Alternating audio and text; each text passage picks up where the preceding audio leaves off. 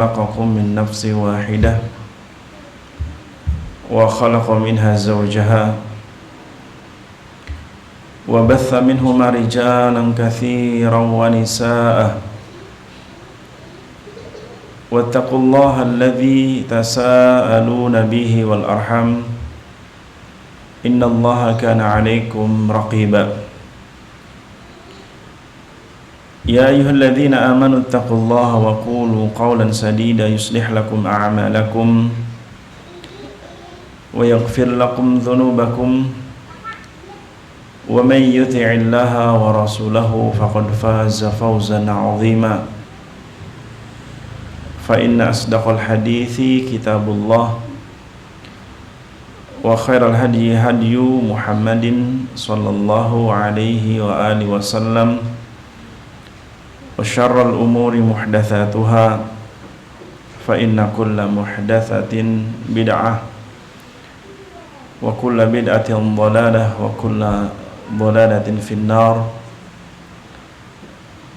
اللهم صل وسلم وبارك على المصطفى نبينا ورسولنا محمد صلى الله عليه وسلم. Para jamaah, bapak-bapak, ibu-ibu, hadirin dan hadirat yang semoga Allah senantiasa merahmati masing-masing kita dan merahmati perjumpaan kita di kesempatan pagi hari ini dari Ahad di pekan yang kedua, dan semoga apa yang kita sisihkan waktu kita untuk Allah dalam majelis ilmu Allah balas dengan timbangan pahala yang besar di hari kiamat kelak. Allahumma amin. Kita bertemu kembali di kajian kitab Tauhid yang kita masuk sekarang pada bab ke-34 tentang orang-orang yang merasa aman dari makar Allah. Di bab sebelumnya kita berbicara tentang masalah bab tawakal, pentingnya bertawakal kepada Allah, dan ciri khas orang yang beriman tawakalnya hanya kepada Allah, sebagaimana yang kita bahas di kesempatan yang lalu. Allah mengatakan wa 'alallahi falyatawakkalul mu'minun, dan hanya kepada Allah lah bertawakalnya orang-orang beriman, karena Allah sesembahannya, Allah Rabbnya, Allah yang diagungkan, sehingga tawakal pun hanya kepada Allah Subhanahu wa taala. Adapun di kesempatan bab kali ini ya bab ke-34, yaitu sebagaimana yang dikatakan oleh Syekh qala al-mu'allif rahimahullah, Syekh Muhammad bin Abdul Wahhab, babun qaulullahi ta'ala afa aminu makrallahi fala ya'manu makrallahi illa al-qaumul khasirun. Afa aminu makrallah, apakah mereka merasa aman dari makarnya Allah? Fala ya'manu makrallahi, tidaklah orang-orang yang merasa aman dari makar Allah illa kecuali al-qaumul khasirun, orang-orang yang merasa aman dari makar Allah kecuali adalah kaum yang rugi. Dan ini terdapat pada surah Al-A'raf. Ini terdapat pada surah Al-A'raf ayat 99. Artinya bab ini yang menjadi judul bab, surah ini maksudnya surah Al-A'raf ayat 99 menjadi inti bab, atau nama bab. Dan kalau kita melihat makna dari ayat ini, yaitu berbicara tentang orang-orang yang merasa aman dari makar Allah, orang-orang yang merasa aman dari makar Allah. Sehingga jika kita ambil kesimpulan penamaan bab ini, bisa dikatakan bab tentang orang-orang yang aman dari makar Allah, atau orang-orang yang merasa aman dari siksaan Allah, atau juga orang-orang yang merasa aman dari ancaman azab Allah Subhanahu wa taala. Ini inti bab.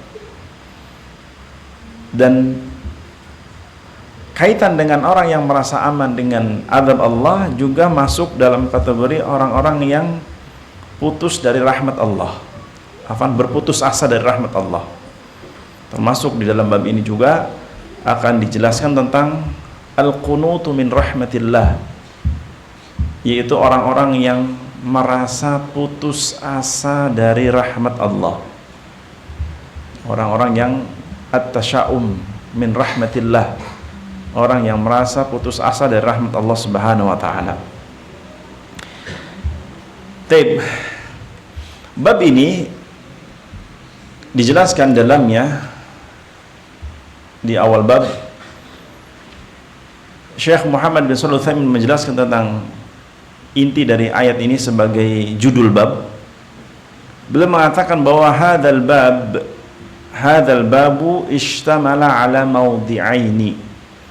Bab ini yaitu bab ke-34, bab firman Allah surah Al-A'raf ayat 99.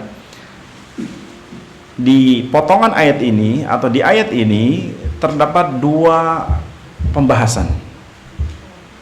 Atau di surah Al-An'am, surah Al-A'raf ayat 99 ini yang dibawakan Syekh dalam awal bab, ada dua poin, dua pembahasan besar yang menjadi inti di ayat ini. Yang pertama, al-amnu min makrillah, yaitu merasa aman dari makar Allah. Watsani, sedangkan yang kedua, al-qunutu min rahmatillah, yaitu berputus asa dari rahmat Allah. Wakilahuma tarafa taqidun, wakilahuma tarafa naqidun, dan keduanya dua hal yang dohirnya seperti bertentangan, tapi tidak. Dan Syekh mengambil pembahasan bab ini pada surah Al-A'raf ayat 99, yang kalau kita melihat di ayat sebelumnya, artinya ayat 98, 97, di sini berbicara tentang penduduk suatu negeri atau orang-orang yang menempati bumi ini dimanapun berada, karena dimanapun bumi berada itu milik Allah Azza wa Jalla. Tidak ada satupun di alam semesta ini satu sudut bumi yang bukan milik Allah, semua milik Allah. Begitu pula makhluk yang menempati bumi ini juga Allah penciptanya, termasuk kita manusia. Karenanya jika kita katakan adakah sesuatu di alam semesta ini yang bukan ciptaan Allah, tidak ada. Semuanya milik Allah. Lillahi mulkus samawati wal ard. Milik Allah lah semua kerajaan yang ada di langit maupun di bumi. Milik Allah lah. Artinya Allah penguasanya. Allah Subhanahu wa ta'ala menguasainya. Nah, maka orang-orang yang Allah ciptakan atau manusia-manusia Allah ciptakan kemudian dia tidak mau beriman kepada Allah, tidak mau beribadah kepada Allah, tidak mau sujud kepada Allah, maka hakikatnya orang-orang tersebut adalah orang yang merasa aman dari azab Allah. Sedangkan orang-orang yang mereka tahu akan tujuan hidupnya beribadah kepada Allah, mereka hakikatnya adalah orang yang takut dengan azab Allah Subhanahu wa taala. Karenanya tidak ada di muka bumi ini orang yang takut kepada azab Allah kecuali orang beriman. Kecuali orang beriman. Maka jika ada orang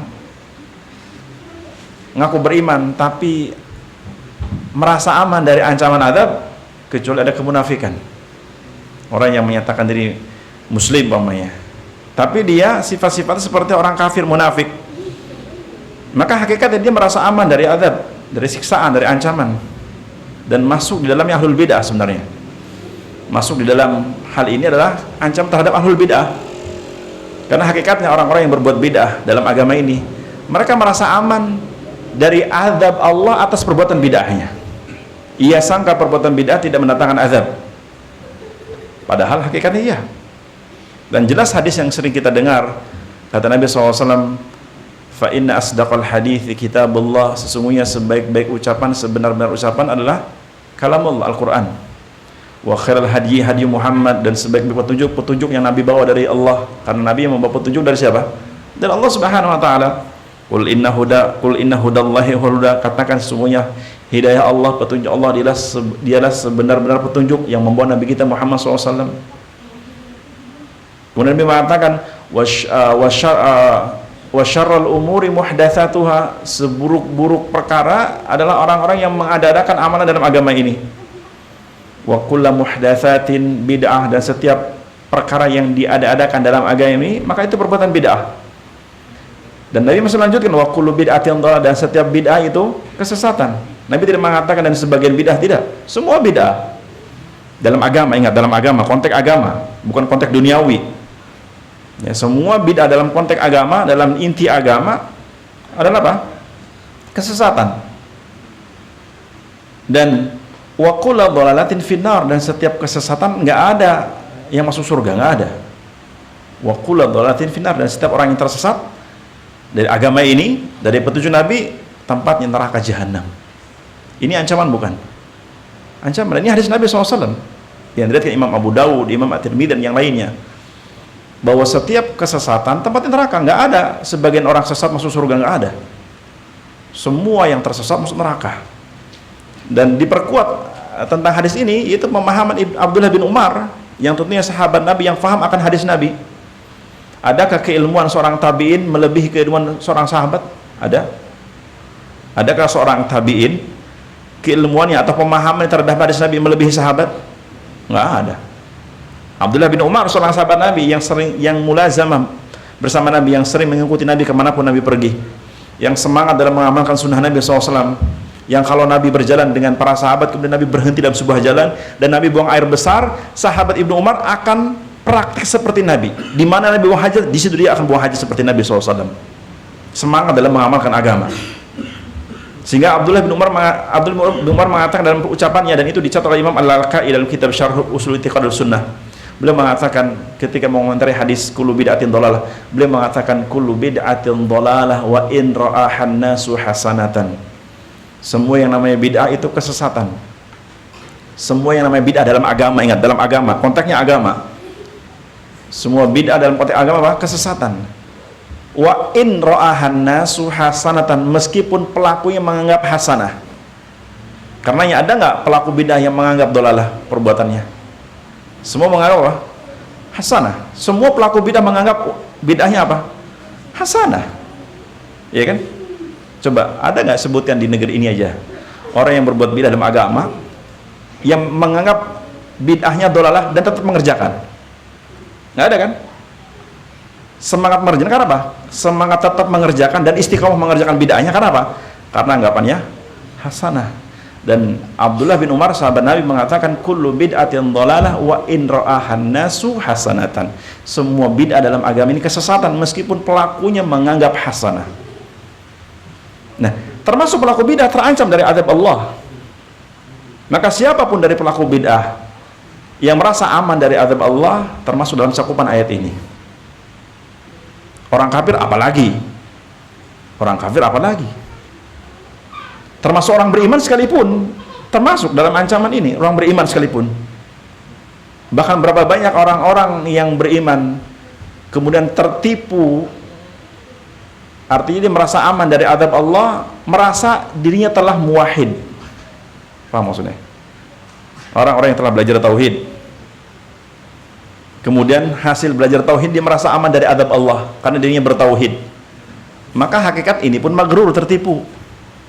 Karena tidak ada konteksnya orang yang belajar tauhid setelah bertauhid dia jadi maksum. Apa maksudnya? Tidak ada rumusannya atau satu ketentuan atau satu pemahaman dari para sahabat sekalipun orang yang telah bertauhid kemudian dia menjadi seorang yang maksum seperti Nabi, nggak ada. Maka orang yang merasa maksum meskipun lisan tidak mengatakan tapi realnya dia berbuat seperti itu, maka termasuk dalam apa? Orang-orang yang merasa aman dari azab Allah Subhanahu wa taala, dan itu tertipu. Muwahhid maghrurun, orang yang bertauhid tapi tertipu. Dan ada peran syaitan, memang ada peran syaitan. Karena kalau kita lihat dalam surah Al-A'raf tadi di ayat ke sebelumnya, yaitu dari 80 90. Contoh kita baca dari ayat 96. Kalau kita baca dari surah Al-A'raf ayat 96, Allah menyebutkan tentang jaminan akan diberikan keberkahan dari pintu langit dan bumi bagi mereka yang bertakwa kepada Allah. Nah, kalau Allah menjamin akan dibukakan pintu keberkahan, berarti dijauhkan dari laknat, kan gitu.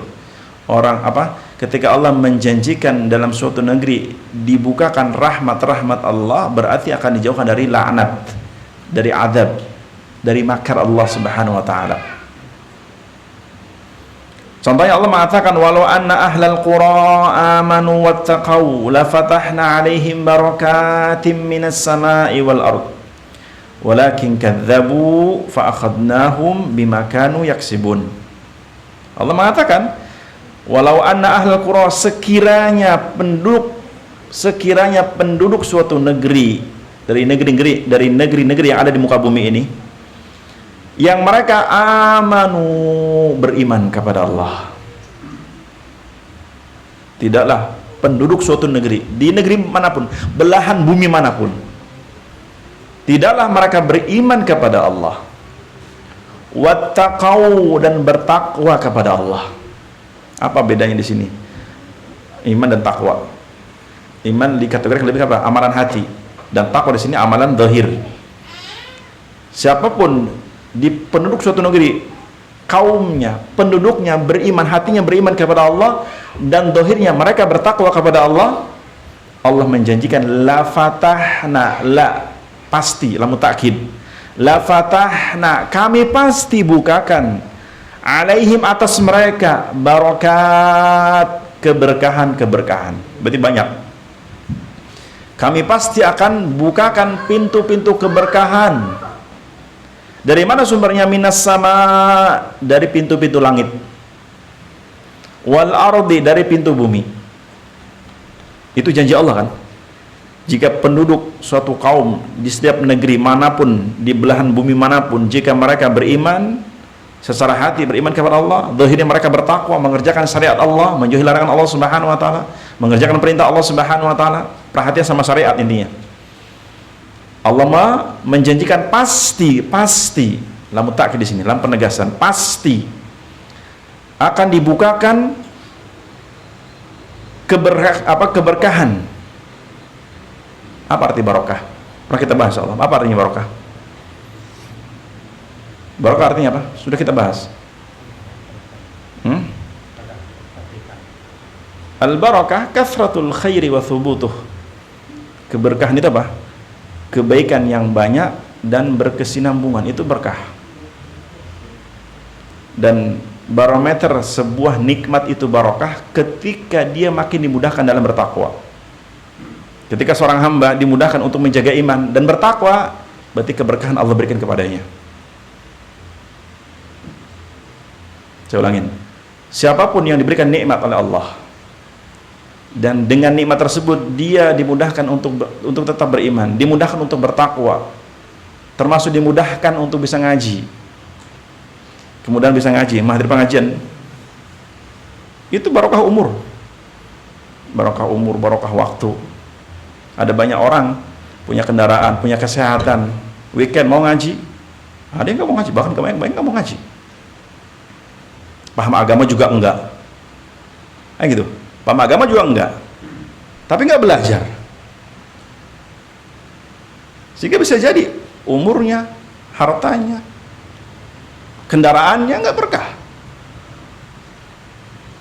Karena barometer sebuah nikmat itu berkah ketika kenikmatan yang ada menghantarkan dalam ketakwaan, menghantarkan untuk bisa bahagia di akhirat, dan kunci untuk bisa bahagia dijadikan dalam ketaatan, seperti Allah firmankan dalam surah Al-Qasas ayat 77, wabtaghi fima ataqallahu ad-daral akhirah wala tansa nasibaka minad dunya, wabtaghi, dan upayakanlah, fima ataqallah, apa-apa yang sampai kepadamu dari Allah, maksudnya apa yang Allah berikan di dunia ini berupa nikmat dari Allah, ia upayakan untuk bahagia di negeri akhirat. Dengan apa? Dengan beribadah, dengan taat.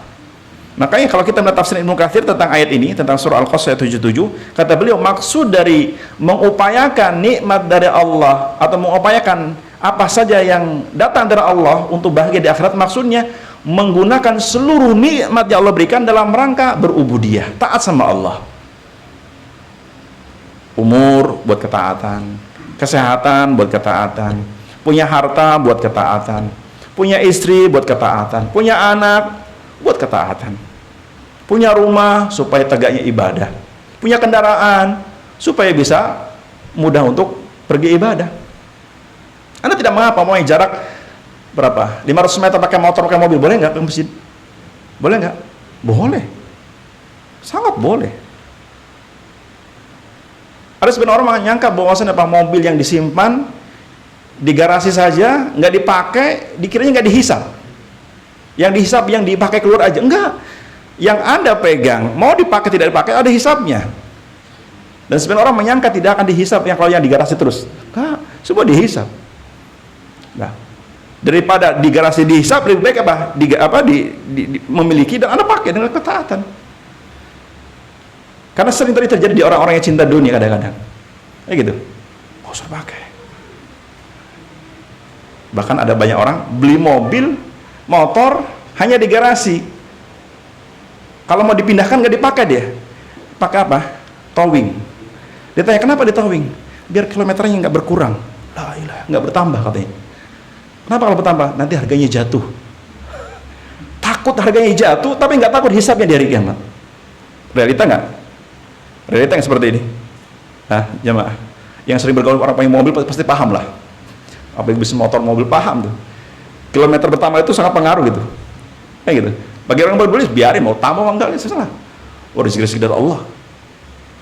Nah, konteks seperti ini bahwa orang-orang yang beriman, apapun nikmat yang Allah berikan dari Allah, apapun, jadikan dalam rangka ketaatan. Dalam rangka ketaatan kepada Allah Subhanahu wa taala. Kenapa? Karena semua nikmat yang Allah berikan dan digunakan dalam ketaatan supaya apa? Supaya terhindar dari azab. Supaya terhindar dari apa? Makar Allah. Karena bisa jadi nikmat yang ada justru mendatangkan makar Allah. Bisa? Bisa nggak nikmat yang Allah berikan ternyata justru mendatangkan makar, azab, musibah berikutnya ketimbang barokah? Apa? Ketika nikmat tidak digunakan dalam ketaatan. Maka lihat tadi kelanjutan ayat Al-A'raf ayat 96. Ketika penduduk suatu negeri beriman, bertakwa, pasti Allah bukakan pintu-pintu keberkahan dari langit dan bumi. Tetapi kata Allah, walakin akan tetapi kebanyakan penduduk suatu negeri kadzabu, mendustakan Allah. Tapi kebanyakan penduduk suatu negeri mendustakan Allah, tidak beriman kepada Allah, tidak bersyukur kepada Allah. Apa akhirnya? Fa'akhadnahum bimakanu yaksibun, maka kami pun mengadab mereka sesuai dengan perbuatan mereka. Mas, jangan ngobrol. Kalau ngaji jangan ngobrol. Sini Misa, jangan dempetan. Maju. Dia tadi kayak ngobrol terus. Handphone matiin, di silent, dimatiin datanya. Kalau mau berkah duduk masih ilmu, hiasi dengan adab. Dimatiin datanya, HP matiin datanya, di silent. Kecuali untuk nyatat nggak masalah. Tapi kalau untuk selain nyatat, saya nggak boleh. Lebih baik pulang. Lebih baik pulang ke rumah, banyak istighfar di rumah. Ketimbang di sini mengganggu pengajian dan membangun mata saya melihat seperti itu. Baik, lanjut.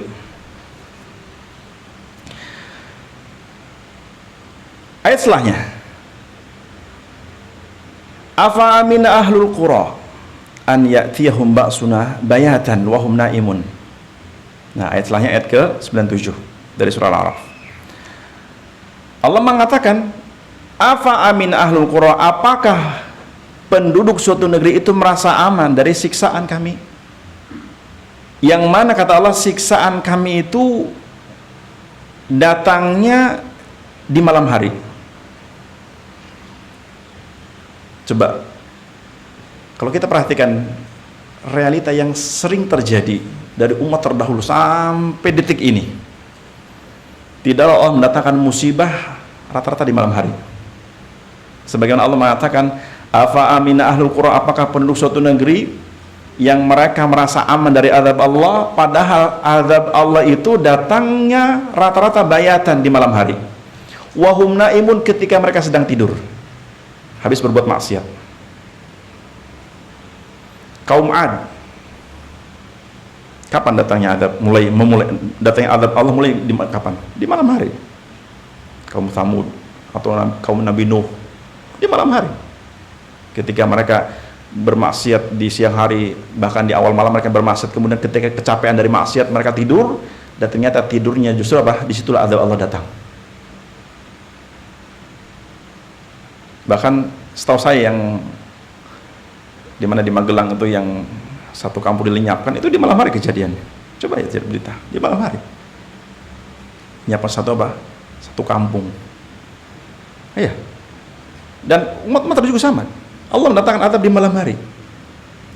Bahkan saya teringat 2006 ketika terjadi longsor di daerah Gunung Lawu, Karanganyar, Solo. Dan saksi dari yang selamat itu datangnya menjelang subuh, ketika sholat subuh, ketika banyak orang tidur. Yang selamat yang ke masjid, karena ada satu tetangga istri saya di Solo itu, yang dia tinggal di Tawangmangu, anak istrinya meninggal semua. Dia selamat karena ke masjid subuh, rata semua. Dan datangnya itu apa? Ketika mereka sedang asik sujud dalam sholat, itu musibah, lenyap itu. Dan banyak tempat-tempat lain yang mungkin kita tahu, karena Allah mengancam penduduk suatu negeri, dimanapun dunia itu, di penjuru dunia, pasti Allah datangkan musibah azab itu di malam hari, ketika banyak orang sedang tidur, habis lelah dalam bermaksiat. Atau juga ayat selahnya, kadang juga Allah mendatangkan azab di waktu orang lagi santai, waktu duha. Nah, ini waktu duha ini. Lihat. Awa amina, ayat selahnya, ayat 898. Awa amina ahlul qura an ya'tiyahum ba'suna duha wa hum yal'abun. Atau apakah penduduk suatu negeri merasa aman dari siksaan kami, dari azab kami, yang datangnya azab kami juga terkadang di waktu duha, ketika mereka asik bermain santai. Tsunami Aceh 2004, masih ingat? Kapan waktunya itu datang? Pagi waktu duha, ketika asik anak bermain di pantai itu, tiba-tiba apa, air surut, ikan banyak sekali, disangkanya apa? Nikmat betul, ternyata nggak lama apa azab turun, musibah. Dan banyak di negeri kita yang sering dapat musibah. Tapi seringkali kalau orang-orang munafik, apa komentarnya? Fenomena alam. Orang munafik kafir pasti komentar apa? Fenomena alam. Alam lagi tidak bersahabat. Emang alam ini punya siapa? Punya Allah kan semesta.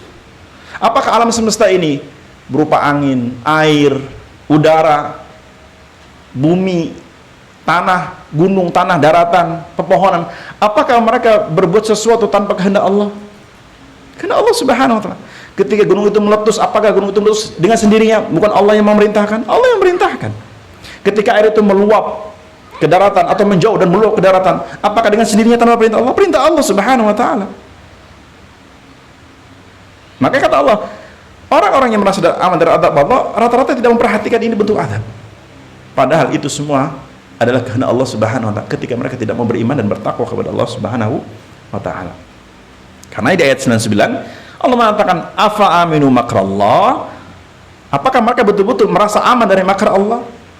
Fala ya'manu makrallahi, tidaklah orang-orang yang merasa aman dari makar Allah illal qaumul khasirun, kecuali orang-orang yang merugi. Siapa? Kufar, musyrikin, munafikin. Itu orang yang merasa aman dari azab Allah Subhanahu wa ta'ala. Sekarang, apa makna orang yang merasa aman dari azab Allah? Apa sih maksud orang yang merasa aman dari azab Allah? Sekilas sudah saya jelaskan di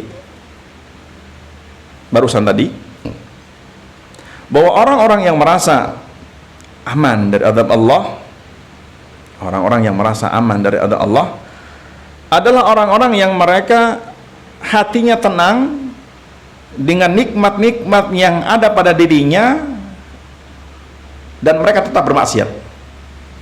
Orang-orang yang Allah berikan nikmat kepadanya dan dia pergunakan dalam maksiat, dan dia tidak takut dengan azab yang menimpa dirinya atas nikmat yang dia gunakan dalam rangka maksiat, dalam rangka kekufuran, kesyirikan. Dia tidak takut dengan ancaman azab. Dia merasa bahwa nikmat yang aku dapatkan ya murni milikku. Dia tidak pernah berpikir tentang asal penciptaannya. Dia tidak pernah berpikir ketika dia dalam rahim siapa yang ngasih rezeki, siapa yang ngasih nikmat. Nah, lihat orang-orang yang kafir, mengingkari hari berbangkit, mengingkari azab, ancaman azab kubur, azab neraka, bahkan azab di dunia sekalipun, karena mereka tidak memikirkan asal penciptaannya, sehingga akhirnya ada buta mata, buta hati, sehingga tidak mau beriman. Maka orang yang dimaksud dengan orang yang merasa aman dari Allah, orang-orang yang diberikan nikmat oleh Allah, tapi ia gunakan dalam maksiat, dan bersamaan dengan itu dia tidak takut dengan azab.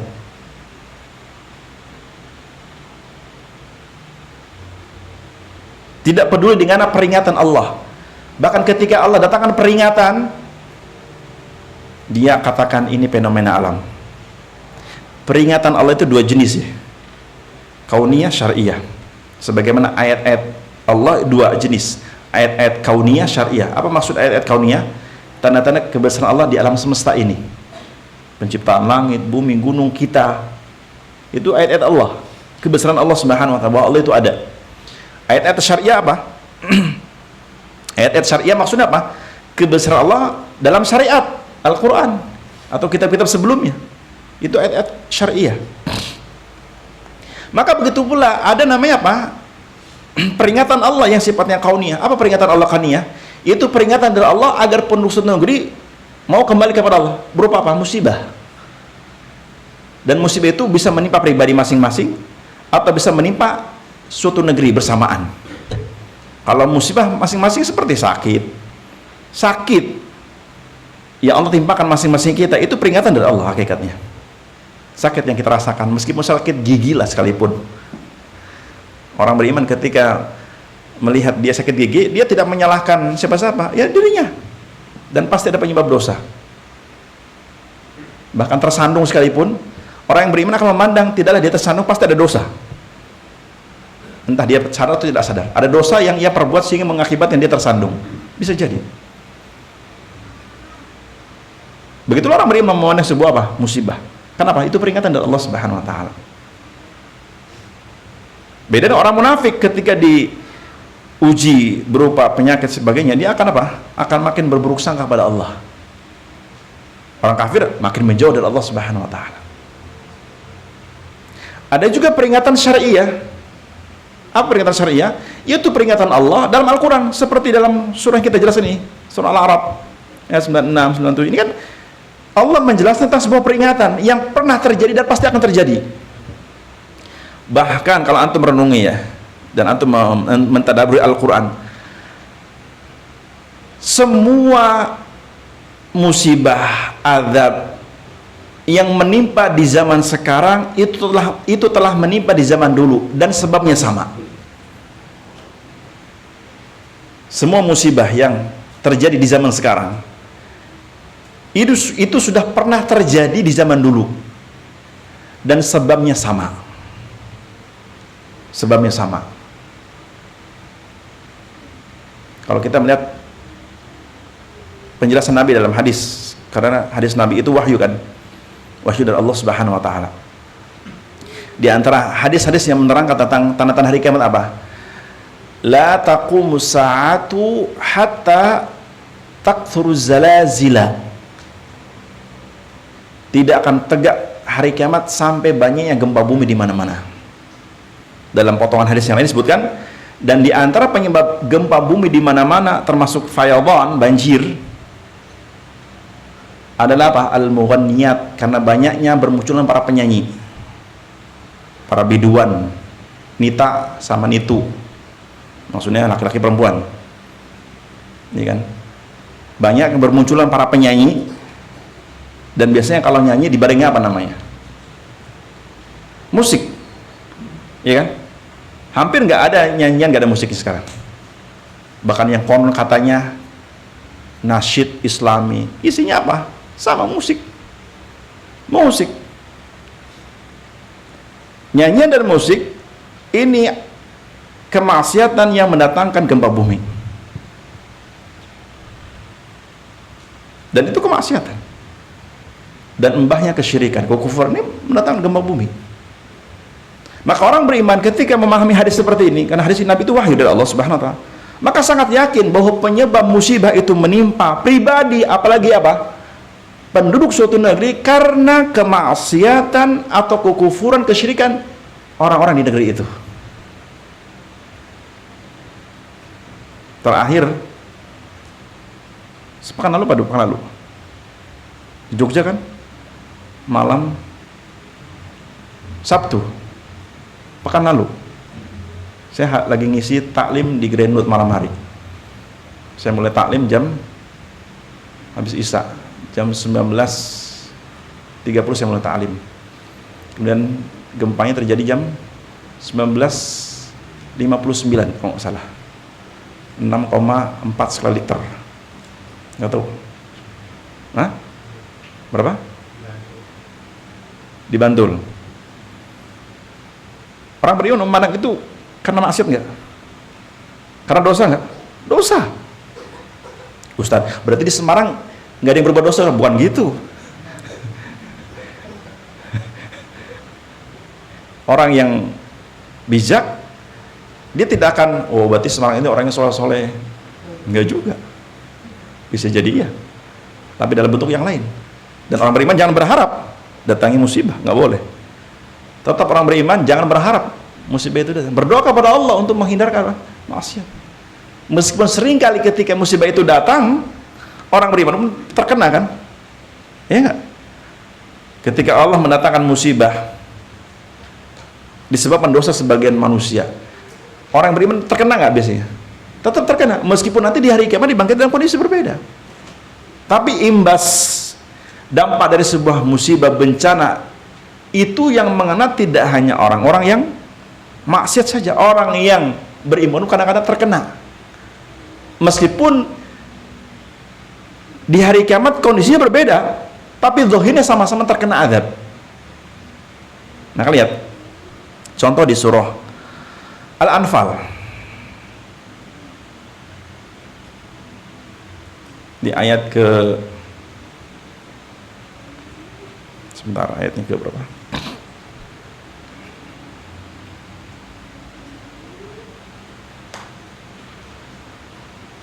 Ya, surah Al-Anfal ayat ke 25. Allah mengingatkan orang-orang beriman khususnya untuk tetap beramar ma'ruf nahi mungkar ketika melihat kemungkaran di hadapannya. Karena ketika kemungkaran dibiarkan oleh orang yang beriman, yang taat, yang saleh, maka ketika Allah datangkan musibah, orang yang beriman pun kena. Allah mengatakan surah Al-Anfal ayat 25, wattaqu fitnatan la tusibanna alladhina zalamu minkum khassah wa'lamu annallaha syadidul iqab. Kata Allah, wattaqu, berhati-hatilah, waspadalah. Ya, berhati-hatilah, waspadalah, bertakwalah kalian. Karena arti takwa itu apa? Berhati-hati, waspada. Orang yang bertakwa orang yang waspada. Karena arti takwa secara bahasa itu berhati-hati, waspada. Wattaqu fitnatan la tusibanna alladhina zalamu minkum khassah. Ya. Waspadalah atau peliharalah, jagalah diri kalian dari siksaan yang tidak hanya akan menimpa orang-orang yang zalim, orang yang berbuat maksiat saja di antara kalian. Artinya orang yang baik pun terkena. Bagaimana cara orang beriman menjaga diri dari musibah, dari azab dunia? Dengan tetap bertakwa. Dan di antara bentuk ketakwaannya beramar ma'ruf nahi mungkar. Artinya dakwah jalan terus. Semakin besar orang bermaksiat, orang-orang soleh harus semakin semangat berdakwah. Jadi kalau kita bahas yang sederhana ya, orang yang maksiat itu nyusahkan orang soleh sebenarnya. Orang yang kafir, musyrik itu nyusahkan orang soleh sebenarnya di dunia. Secara zahir. Kenapa? Karena dengan perbuatan maksiat mereka, kalau dibiarkan, kita kena juga. Itu masalahnya. Lihat, Nabi Nuh ya, Rasul pertama. Saking takutnya azab Allah, Nabi Nuh dan orang yang beriman itu Masya Allah mendakwahi mereka tuh nggak sebentar. 590 berapa? 950 tahun. Kan waktu yang lama, siang malam. Dan respon kaumnya apa? Terus menjauh. falam yazidhum du'ai illa firara. Semakin semangat Nabi Nuh berdakwah, semakin semangat menjauh dari Nabi Nuh. Itu reaksinya. Lihat. Maka jangan heran ketika orang-orang Ahlussunnah semakin semangat berdakwah, kemudian orang-orang yang maksiat melampau, enggak, kadang semakin kuat juga. Lihat reaksinya. Sebagaimana sunnatullah, kaum terdahulu semakin semangat para nabi berdakwah, kaumnya yang maksiat, yang nggak beriman, semakin semangat memusuhi para rasul. Dan itu sunnatullah, nggak mungkin tidak. Ya apa enggak? Antum bacakan ayat Al-Quran, kisah kaum Nabi Nuh, kisah kaum Ad, kaum Thamud, kaum Saleh, kaum Nabi Hud dan sebagainya. Nabi kita Muhammad, semakin kaumnya memusuhi, semakin semangat dan semakin sedih Nabi itu jika azab Allah datang. Dan buktinya kan kalau antum baca kisah ketika Nabi berdakwah di kaum Taif, Nabi tetap sabar kan, sampai datang dua malaikat penjaga gunung minta izin ke Nabi supaya membinasakan kaum Taif, menunjukkan bahwa perbuatan maksiat, kekufuran, kesyirikan, menentang dakwah Nabi, dakwah Ahlussunnah, mendatangkan azab, musibah. Tapi seringkali para nabi dan rasul, para ulama yang rabbani, semakin kaumnya memusuhi, semakin takut azab Allah dekat. Sebagaimana kekhawatiran Nabi SAW kan, bahkan Nabi sampai datangi dua malaikat kan, malaikat penjaga gunung, minta minta izin kepada Nabi supaya membinasakan kaum Taif. Nabi mengiyakan kan enggak? Nabi mengatakan da'hu, biarkan. Fa inni arjullaha an yukhrija min dzurriyyatihim man ya'budullah wahdah. Biarkan wahai malaikat, aku masih menaruh harapan, siapa tahu anak cucunya kelak ada yang menyembah Allah saja. Berarti kan ini istilahnya cara berpikir jangka panjang Nabi dalam berdakwah. Bisa jadi orang-orang sekarang, bapak-bapaknya, mbah-mbahnya, didakwahi nggak berhasil, tapi bisa jadi anak cucunya menerima, dan tidak ada mustahil. Dan Nabi telah mempraktekkan. Ternyata penduduk Taif sekarang beriman. Bahkan kalau saya bahasakan ya, kaum Taif sekarang kota santri. Dan mau saya katakan, Taif sekarang kota santri. Maksudnya banyak ulama di situ muncul.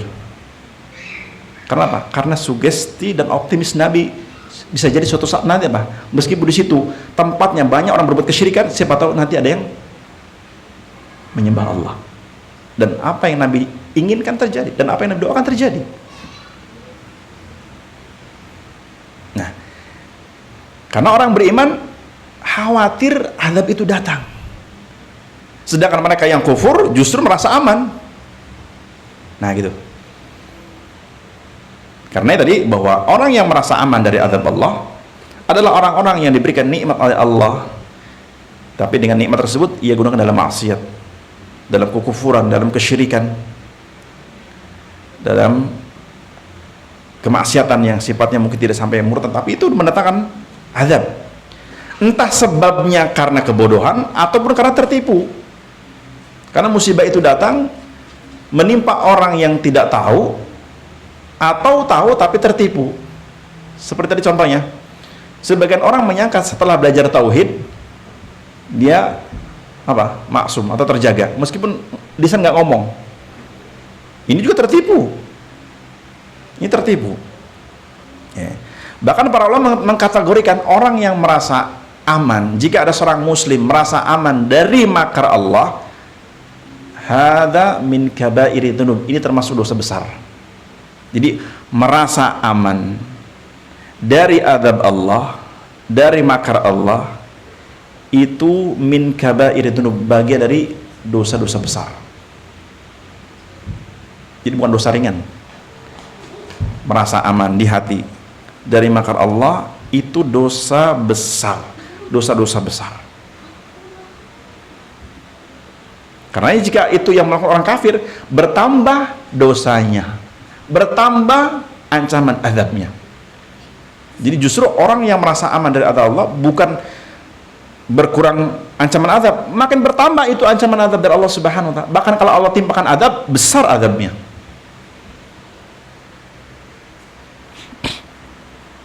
Dan tadi dalilnya apa? Surah Al-A'raf ayat 9.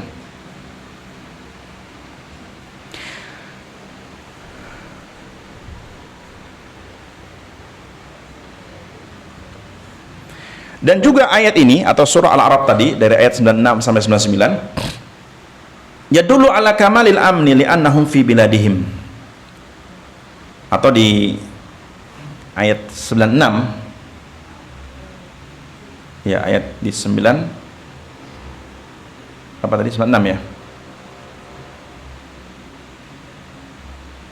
afan 97 ya, awa amin ahlul qura an ya'tiyahum ba'suna bayatan wa hum naimun. Apakah penduduk suatu negeri merasa aman dari azab Allah yang datang di malam hari dan mereka dalam kondisi tidur? Orang merasa nyenyak dari tidur karena apa? Orang merasa nyenyak tidurnya dan merasakan tidur yang paling nyenyak karena apa? Karena ada faktor apa? Aman. Karena aman. Coba jenengan capek banget, ngantuk, tapi perang, iso turu? Atau tidak perang lah. Umpamanya jenengan capek, ngantuk, kampung sebelah gempa atau banjir, iso turunin kene? Bisa? Apalagi daerahmu paling bawah, di atas sudah mulai longsor. Jenengan ngantuk, capek, berat, bisa tidur nyenyak? Kalau merasa tidur nyenyak berarti apa? Merasa aman. Merasa aman. Orang yang merasa aman tidak akan mungkin tidur nyenyak. Dia akan terjaga-jaga. Kalaupun tidur ayam bahasanya.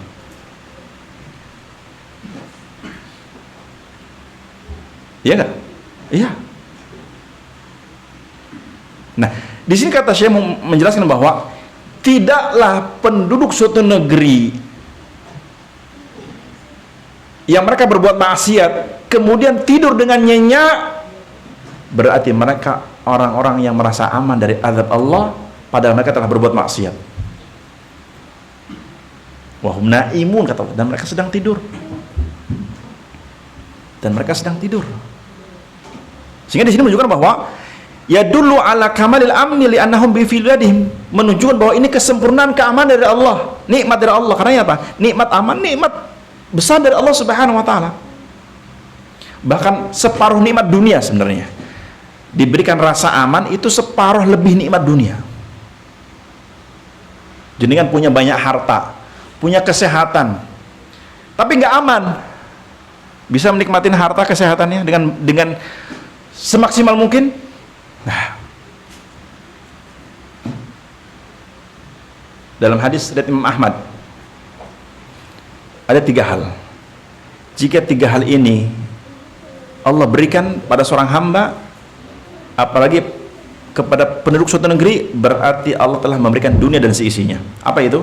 Kata Nabi, man asbaha minkum mu'afan fi jasadih, aminan fi syirbih, wa indahu qutu yaumih, faka'annama hizat lahud dunya bihadzafiriha. Apa maknanya? Maknanya bahwa man asbaha minkum mu'afan fi jasadi, siapa yang di pagi harinya diberi kesehatan pada fisiknya. Alhamdulillah sehat semua? Alhamdulillah sehat semua? Alhamdulillah. Ini yang pertama. Aminan fi syirbi, diberikan rasa aman fi syirbi. Syirbi para ulama menafsirkan syirbi ay fi nafsihi wa ahlihi wa malihi wa biladihi. Tapi paling minimal fi nafsihi, siapa yang diberikan rasa aman pada dirinya, walaupun termasuk pada keluarganya, pada hartanya, pada negerinya, diberikan rasa aman. Dapat hari ini kita? Dapat nggak yang kedua? Jenengan ninggalin rumah aman nggak? Merasa aman? Alhamdulillah. Berarti nikmat. Yang ketiga kata Nabi, wa indahu qutu yaumi, diberikan makanan di hari ini saja, di hari itu saja. Punya kesehatan di hari itu saja, keamanan di hari itu saja, apa? Dan punya makanan di hari itu saja, hari ini. Punya semua makanan hari ini? Jemaah? Punya nggak hari ini? Kalau nggak punya datang ke rumah saya. Kita bagi-bagi beras rumah saya. Ya nggak punya ya? Wallah serius saya ngomong. Ada yang nggak punya beras hari ini? Ada? Kalau nggak punya, kita ke rumah Anda bagi beras. Jujur Anda ngomong. Punya semua insya Allah ya? Alhamdulillah. Jika 3 hal ini kata Nabi ada pada diri seorang hamba, Allah berikan pada diri seorang hamba, faka'annama hizat lahud dunya bihadzafirha, maka seolah-olah dunia dan seisinya Allah berikan. Maka seolah-olah dunia dan seisinya Allah berikan. Ini sabda Nabi loh. Punya kesehatan di hari itu saja, punya rasa aman pada dirinya, keluarganya, hartanya, negerinya. Yang ketiga punya apa? Makanan di hari ini saja. Di hari ini saja. Bahkan mungkin baru nyari nggak masalah, pulang baru nyari nggak masalah. Di hari ini dapat seperti burung. Itu pun kata Nabi, seolah-olah dunia dan seisinya Allah berikan.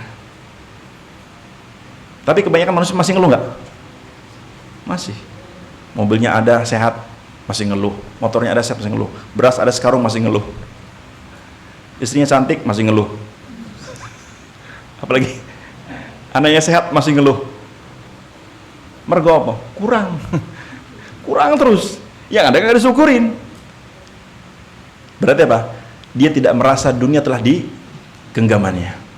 Makanya kunci dari 3 hal ini apa? Qanaah. Qanaah, kunci kebahagiaan dan kunci dijauhkan dari makar Allah. Maka lihat orang-orang kafir rakus gak? Ada orang kafir yang qanaah? Nggak ada orang kafir qanaah. Ustaz itu banyak miskin itu karena belum dapat bejonya aja gitu. Paham maksudnya? Kan kayak miskin kan ketetapan Allah menimpa orang mukmin walaupun orang kafir kan. Tapi ketika orang itu miskin, apakah dia tidak dapat nikmat? Dapat. Dan tadi kuncinya 3 hal ini. Punya kesehatan di hari itu saja, hari itu aja. Kita nggak bicara hari besok. Karena bisa jadi sorenya mati kan gitu. Hari esok itu bukan milik kita. Wallahi jemaah, hari esok bukan dunia kita. Dunia kita tuh hari ini dan kemarin. Besok belum tentu dunia kita. Makanya memusingkan hari esok kemunafikan. Dan sifatnya orang kafir, orang munafik. Kenapa? Bisa jadi hari esok nggak sampai kita. Mungkin sore hari mati. Iya kan? Iya. Nah, karena di sini bahwa tidaklah diberikan kenyamanan tidur kecuali apa? Itu nikmat yang sempurna Allah berikan. Apalagi tadi kufur, berbuat kekufuran, kesyirikan, dikasih nikmat, tidur nyenyak. Berarti apa? Orang-orang yang merasa aman dari adab Allah. Makanya yang merasa tidak aman dari adab Allah hanya orang beriman. Orang beriman, apalagi beriman pas paham ilmu agama. Itu ilmu itu apa? Betul-betul jika ilmu agama nih, jika ilmu agama kita dapati dengan baik, dengan adab yang baik, dan Allah memberkahi ilmu agama yang kita dapatkan, maka ilmu itu akan apa? Akan menjaga kita. Ketika seorang yang berilmu terjatuh pada kelalaian, ilmunya akan mengingatkan. Maka terkatakan orang yang belajar agama, belajar tauhid, bukan berarti dia jadi maksum, tidak. Tapi ketika orang yang sudah belajar tauhid terjatuh pada kemaksiatan atau tergelincir pada sebuah dosa, jika dulu ketika dia mengambil ilmu dengan ikhlas, Allah akan menjadikan ilmunya tadhkiran lahu, menjadi pengingat baginya. Dan itu umum yang terjadi. Maka orang-orang yang beriman, mempelajari ilmu agama, tauhid, kemudian suatu saat tergelincir, maka ilmunya akan mengingatkan dia. Untuk apa? Untuk bisa kembali kepada Allah. Untuk bisa kembali kepada Allah. Taubat kepada Allah, inabah kepada Allah Subhanahu wa taala. Dan kalau kita melihat orang-orang beriman termasuk orang-orang yang sering diseru untuk kembali kepada Allah. Supaya apa? Supaya tidak terkena azab. Contoh, di surah Az-Zukhruf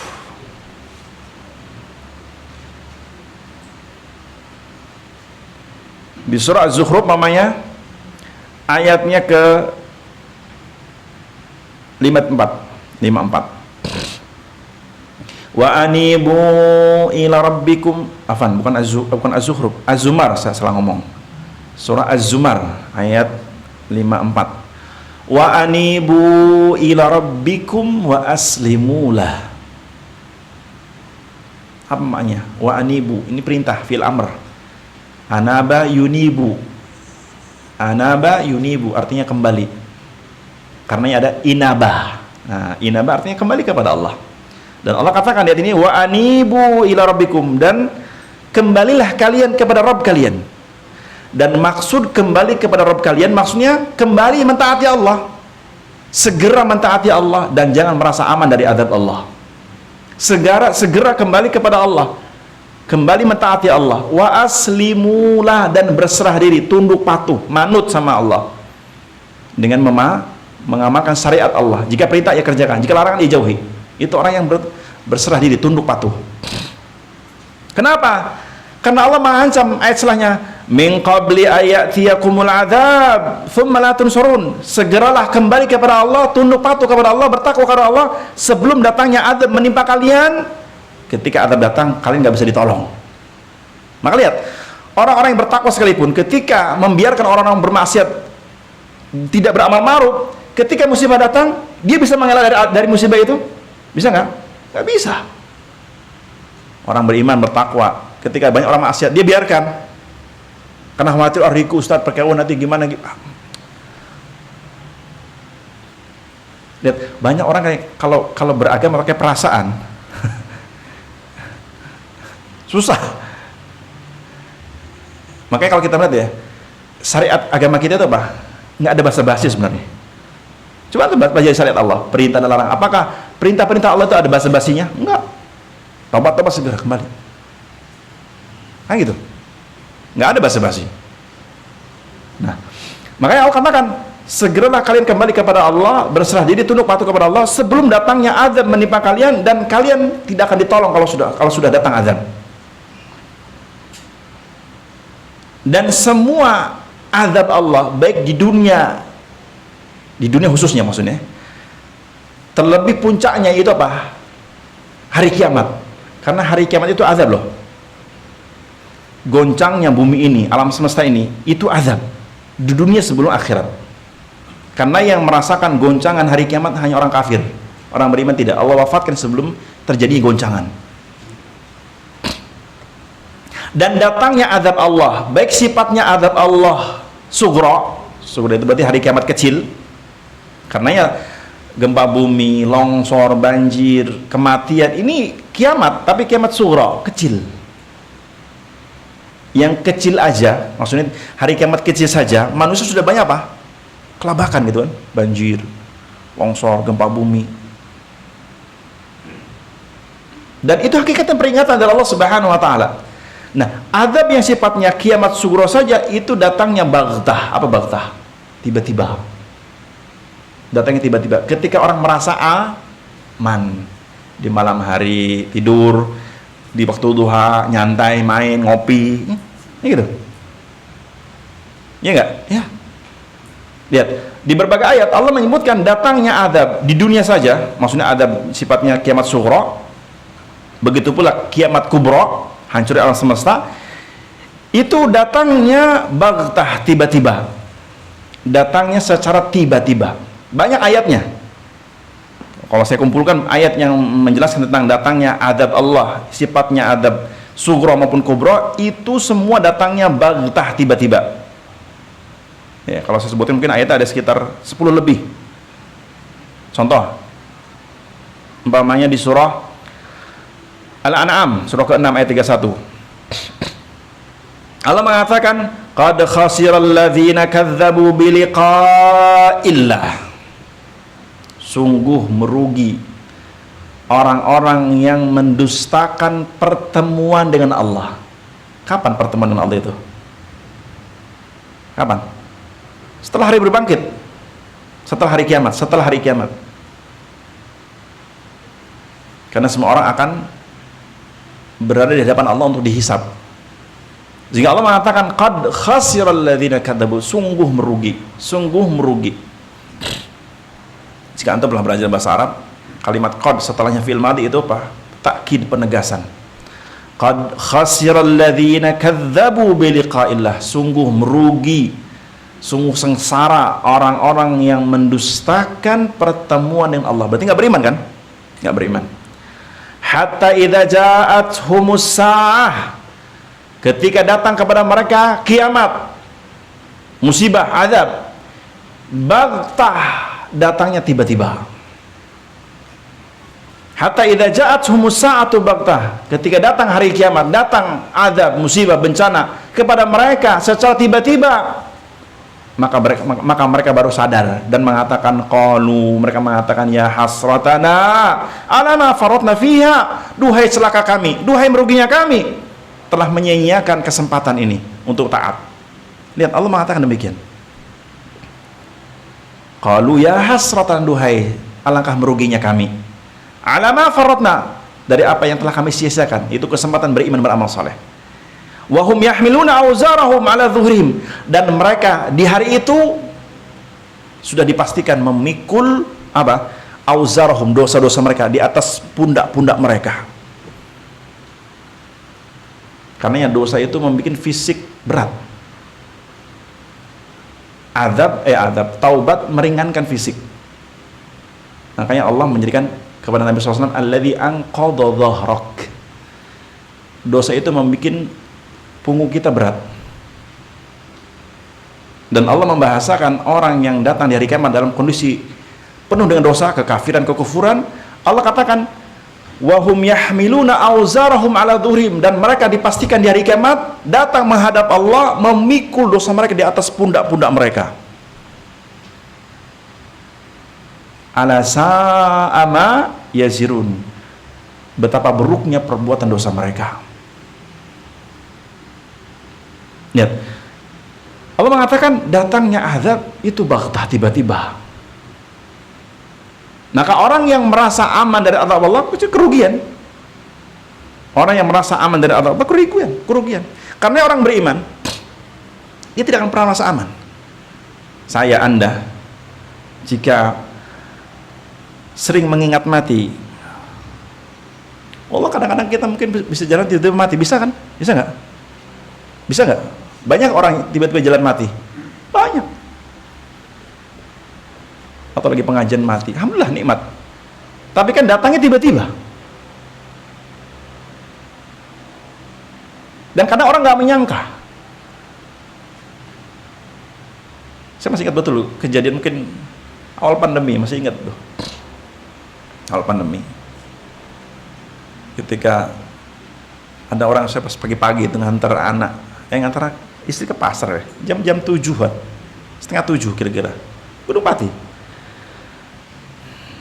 Sebelum terminal kalau dari sini, ada angkringan di pinggir itu. Jalan, ketika jalan pulang tuh ada orang ngerubungi angkringan. Saya berarti ada apa? Ada orang meninggal di situ. Dia berangkat dari rumahnya ngantar anaknya sekolah, ngantar anaknya SMP 22 bapak.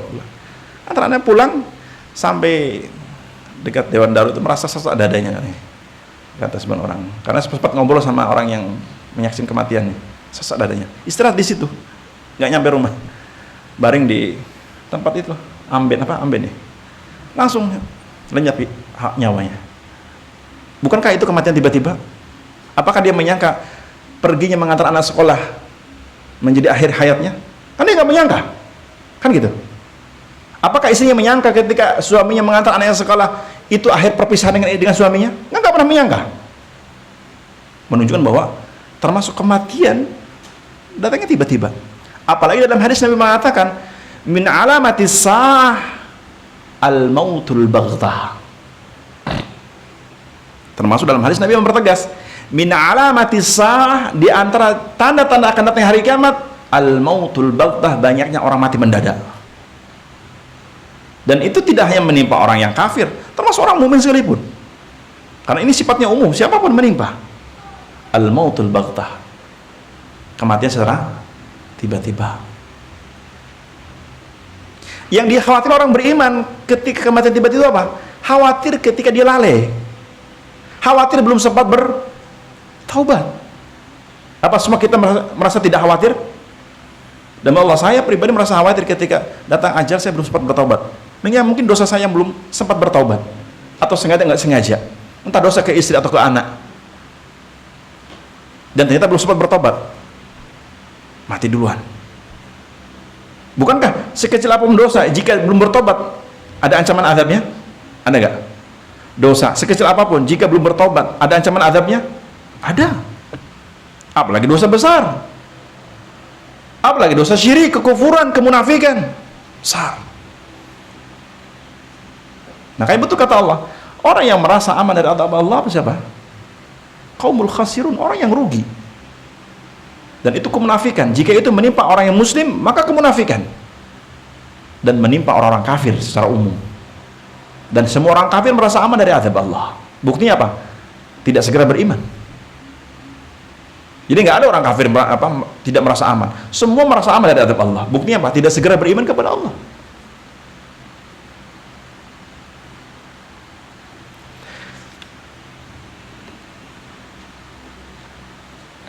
Kemudian, dan juga nikmat yang Allah sebutkan tadi dalam surah Al-A'raf, nikmat santai di waktu duha, nyenyak tidur di malam hari, menunjukkan bahwa kondisi orang-orang yang didatangkan azab karena dia merasa aman. Bahkan kalau kita melihat di surah yang lain, orang-orang yang tertipu, di antara ciri orang yang tertipu dengan makar Allah, itu Allah membuat dia merasa makin nyaman dengan kemaksiatannya. Contoh, antum bisa buka di surah Al-An'am di ayat ke-44.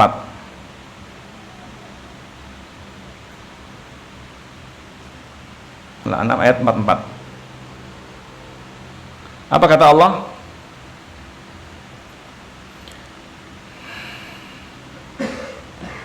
Nah, atau kita bacakan ayat sebelumnya dulu. Ini ayat 42 43 karena ada hubungannya. Walaqad arsalna ila umamim min qablika. Nah, ini juga sangat bagus untuk kita ambil faedahnya di ayat sebelumnya. Karena tidaklah terjadi musibah-musibah yang menimpa umat-umat terdahulu itu sama sebabnya, klasik, nggak jauh beda. Nah, Allah mengingatkan ayat ini.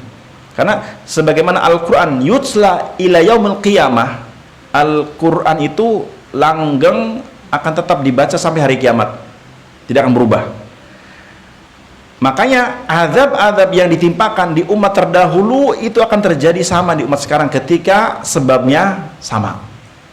Nah, contoh kita baca, kata Allah Subhanahu wa taala, Al-An'am ayat 40 dan 42. Walaqad arsalna ila umamin min qablika fa akhadnahum bil ba'sa'i wad-dharra'i la'allahum yatadarraun. Dan sungguh kami telah mengutus rasul-rasul kepada umat-umat sebelum engkau wahai Muhammad, wahai Rasul Muhammad SAW. Kemudian kami siksa mereka, artinya kami timpakan bencana, azab, musibah yang menimpa mereka berupa kemelaratan, kemiskinan atau kesengsaraan, ya, agar mereka memohon kepada Allah. Intinya tadi peringatan itu agar mereka kembali kepada Allah segera dengan kerendahan hati mereka.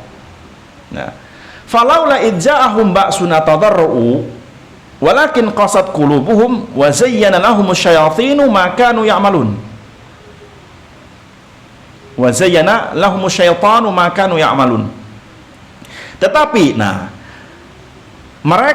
mengapa mereka, maksudnya penduduk suatu negeri, mereka tidak memohon kepada Allah dengan kerendahan hati ketika siksaan kami datang menimpa mereka? Artinya orang-orang, kalau orang itu kafir, munafik, ketika datang musibah, bencana, dia tidak akan kembali, akan mengatakan apa? Ini fenomena alam dan sebagainya. Walakin qasat qulubukum, bahkan hati mereka telah menjadi keras. Ditambah wa zayyana lahumus syaitan, setan memperindah. Enggak apa-apa, itu memang fenomena alam, gak usah khawatir. Ya, jadi syaitan membuat indah perbuatan kekufuran mereka, kesyirikan mereka, maksiat mereka, sehingga dia akan menilai bahwa musibah itu tidak ada kaitan dengan dosa, atau musibah itu tidak ada kaitan dengan perbuatan mereka, atau bencana gempa bumi itu tidak ada kaitan dengan nyanyian, nggak ada. Dibikin apa? Diperindah oleh setan. Nggak ada hubungannya gempa bumi sama nyanyian, nggak ada hubungannya kesyirikan sama gempa bumi, nggak ada. Dibikin ilah oleh setan. Kalau orang beriman justru itulah sebabnya, karena nggak mungkin Allah menggoncangkan bumi kalau nggak ada sebab, nggak mungkin. Kalau Allah Subhanahu wa ta'ala menggoncangkan bumi ini tanpa ada sebab kemaksiatan, berarti Allah telah berbuat kedoliman. Kalau seandainya Allah menimpakan gempa bumi atau longsor di suatu negeri tanpa ada sebab, berarti Allah telah berbuat kedoliman. Padahal Allah telah mengharamkan atas dirinya kedoliman. Dalam hadis kursi, ya ibadi ini haram tu dzulma ala nafsi, wahai hamba-hambaku, aku telah mengharamkan kedoliman atas diriku, fala tadzalamu, maka jangan sampai mendolimi. Dan jangan sampai apa? Kedolimanmu mendatangkan azab. Maka pahamlah orang beriman, tidaklah terjadi musibah karena apa? Dosa maksiat manusia. Yang menyangka itu tidak ada hubungannya, karena setan membuat indah. Lanjut ayat setelahnya, ayat ke-44. Nah, ini inti ayatnya. Falamma nasu ma dzukiru bih,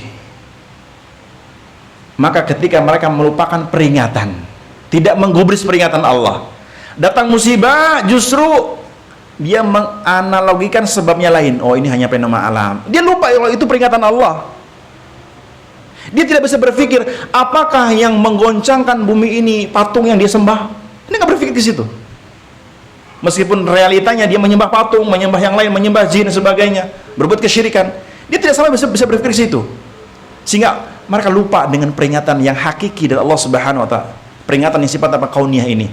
Falamma nasu ma dzukiru bih, ketika mereka melupakan peringatan yang telah kami berikan kepada mereka berupa kemiskinan, kemelaratan, penyakit dan sebagainya, mereka lupa. Apa kata Allah?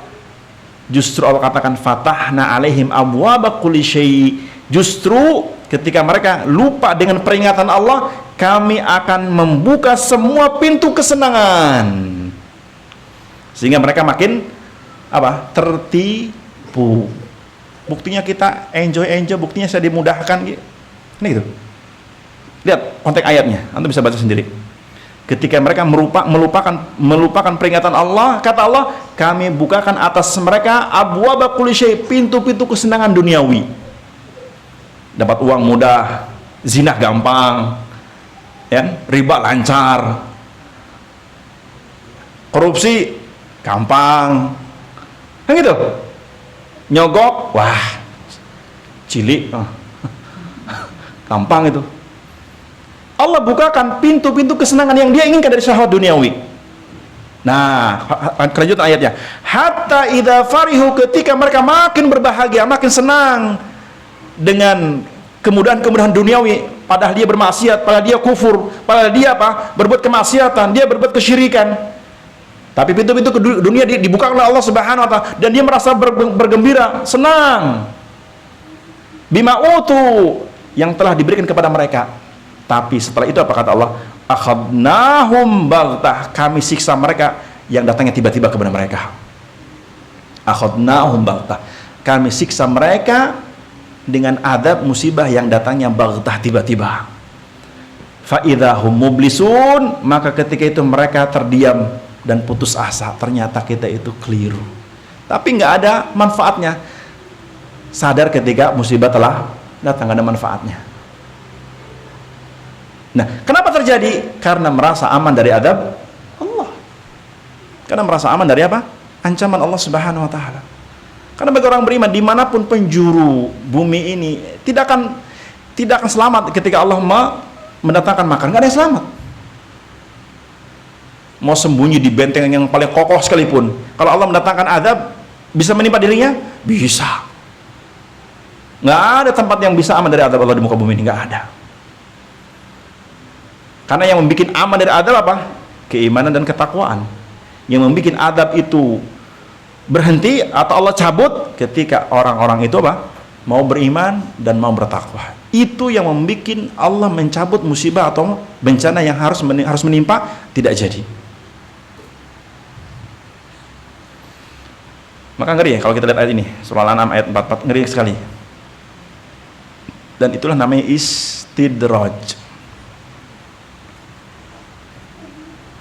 Itu namanya apa? Istidraj. Apa istidraj? Ini bahasa kita apa?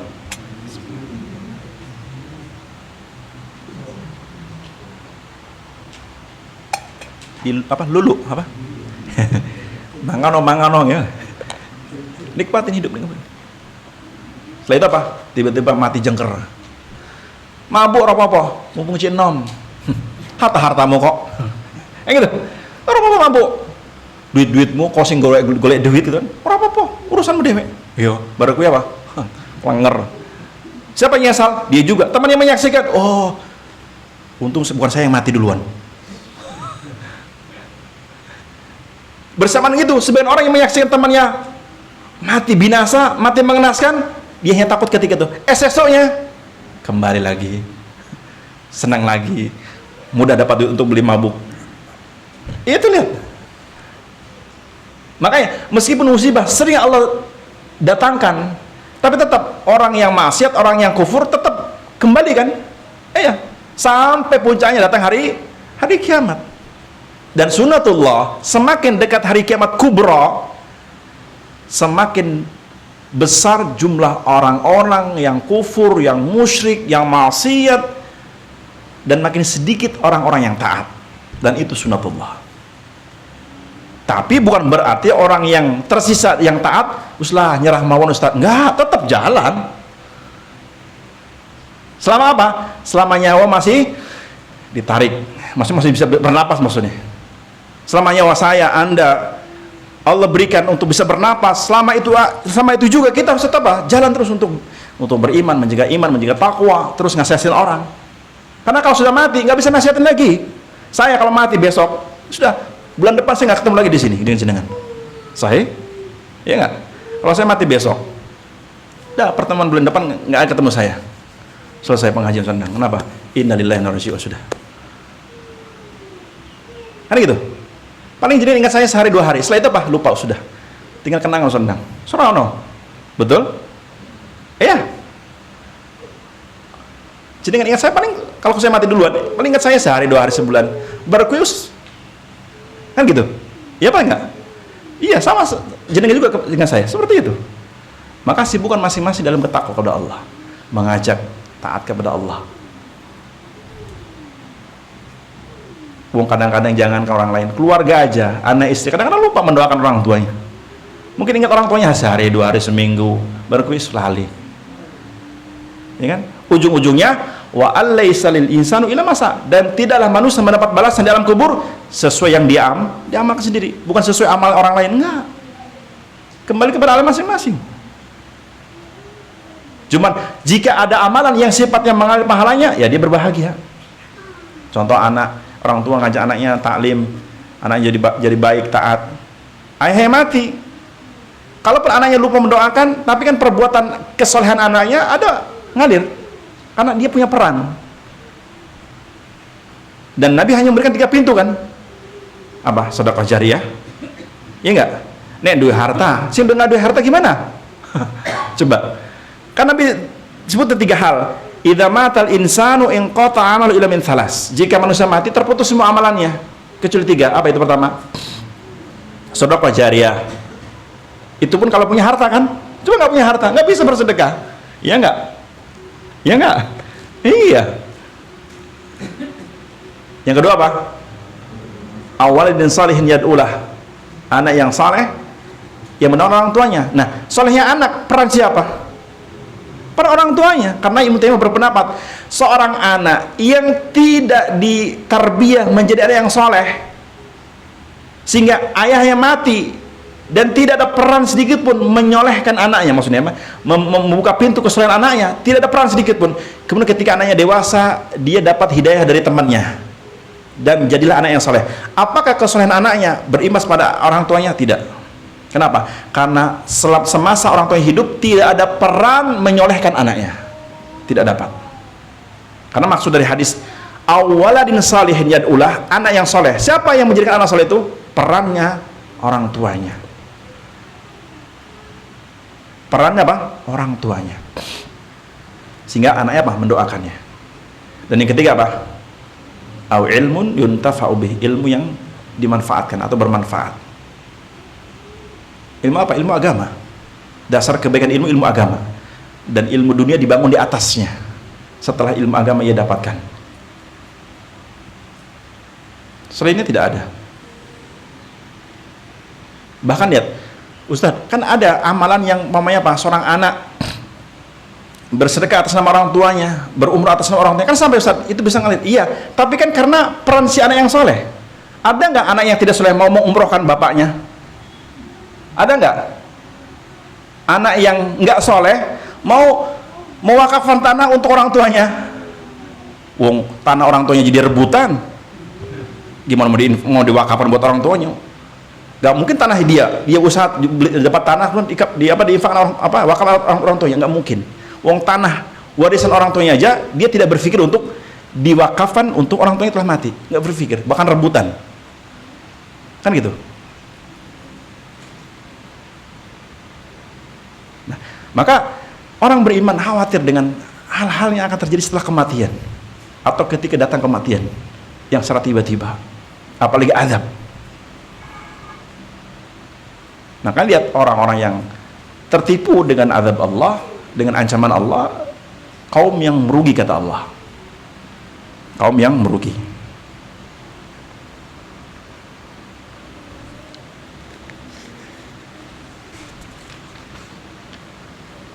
Nah, berikutnya ayat kedua dari bab, yaitu tentang al-qunut, putus asa dari rahmat Allah. Apa ayatnya? Yaitu di surah Al-Hijr ayat 56. Apa bunyi ayatnya? Wa may yaqnut atau wa may yaqnatu min rahmati rabbih illa dhallun. Tidak ada orang yang berputus asa dari rahmat Tuhannya kecuali orang-orang yang sesat. Allah Subhanahu wa taala mensifati orang kafir itu dengan sifat kaum yang berputus asa atau kaum yang suka berputus asa. Allah sebutkan dalam surah Yusuf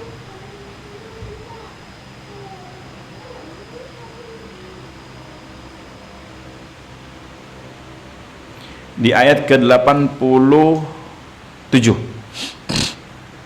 ketika Nabi Yakub menasihati anak-anaknya, terutama ketika mereka hendak pergi ke negeri Mesir untuk membeli gandum di kerajaan Mesir, dan Nabi Yakub ayahnya berwasiat kepada anaknya untuk tetap mencari Nabi Yusuf yang mereka kabarkan kepada ayahnya telah hilang. Padahal makarnya siapa? Makarnya anak Nabi Yakub juga. Lihat, kalau antum melihat cerita ya, kisah saudara-saudara Nabi Yusuf yang punya makar mau membunuh Nabi Yusuf, dan mereka justru menutupi dosanya di hadapan ayahnya, sehingga Allah mengharamkan anak-anak Nabi Yakub untuk tidak bisa bertobat. Artinya Allah halangi mereka untuk bisa bertobat segera. Allah susah bagi mereka, sehingga mereka baru bisa bertobat dari perbuatan maksiatnya setelah 40 tahun lebih. Coba antum baca cerita Nabi Yusuf, saudara-saudara Nabi Yusuf yang hasannya tinggi pada Nabi Yusuf, dan menutupi perbuatan makar mereka di hadapan ayahnya, padahal Allah Maha tahu. Sehingga Allah haramkan saudara-saudara Nabi Yusuf untuk bertobat kecuali setelah lebih dari 40 tahun, setelah terbongkar makarnya oleh Nabi Yusuf itu sendiri dengan izin Allah Subhanahu wa taala. Nah, kalau kita lihat di sini faidah dari ayat ini, ketika Nabi Yakub ayahnya Nabi Yusuf dan yang lainnya memerintahkan anak Nabi Yusuf untuk membeli gandum di Mesir, sambil fatahassasu min Yusuf nih, antum baca ayatnya, ya bani, wahai anak-anakku, idhabu, pergilah kalian, maksud ke Mesir, fatahassasu min Yusuf, dan carilah tentang kabar Nabi Yusuf, saudara kalian, wa akhihi, dan saudaranya Binyamin. Kemudian, nah, wala tai'asu min rauhillah, jangan putus asa dari rahmat Allah. Janganlah kalian Anak-anak Nabi putus asa dari rahmat Allah. Apa sebabnya? Disebutkan dalam ayat ini, innahu la yai'asu min rauhillahi illal qaumul kafirun. Karena sesungguhnya orang-orang yang putus asa dari rahmat Allah hanyalah sifat orang-orang kafir. Hanyalah sifat orang-orang kafir. Orang muslim, mukmin tidak. Makanya di ayat ini yang dibawakan dalam bab ini, bab tauhid, saya membawakan ayat surah Al-Hijr ayat 56 bahwa wa man yaqnatu min rahmatillahi min rahmati rabbih illa dhallun. Tidaklah orang yang berputus asa dari rahmat Rabbnya kecuali dia orang tersesat. Siapa? Kafir, munafik.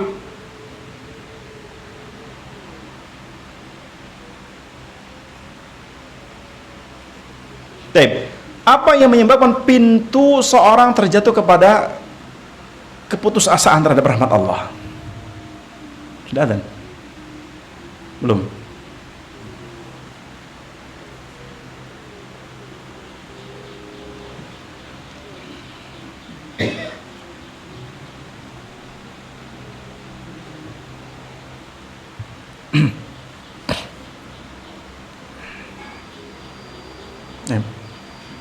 Adzan dulu. Udah masuk belum? Sudah? Hah? Belum? Sekali lagi. Apa penyebab seorang terjatuh kepada keputusasaan terhadap rahmat Allah? Jawabannya bahwa penyebab seorang hamba putus asa terhadap rahmat Allah yang pertama kekufuran. Karena tidak mungkin orang kafir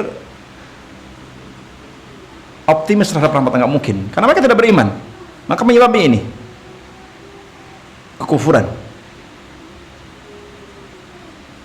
Kekufuran terhadap Allah Subhanahu wa taala penyebab utama seorang akan putus asa dari rahmat Allah. Yang kedua, kemunafikan. Dan ini bisa menimpa orang muslim, muslim maksudnya. Maka kemunafikan bisa menyebabkan orang putus asa dari rahmat Allah. Dan yang ketiga, kejahilan.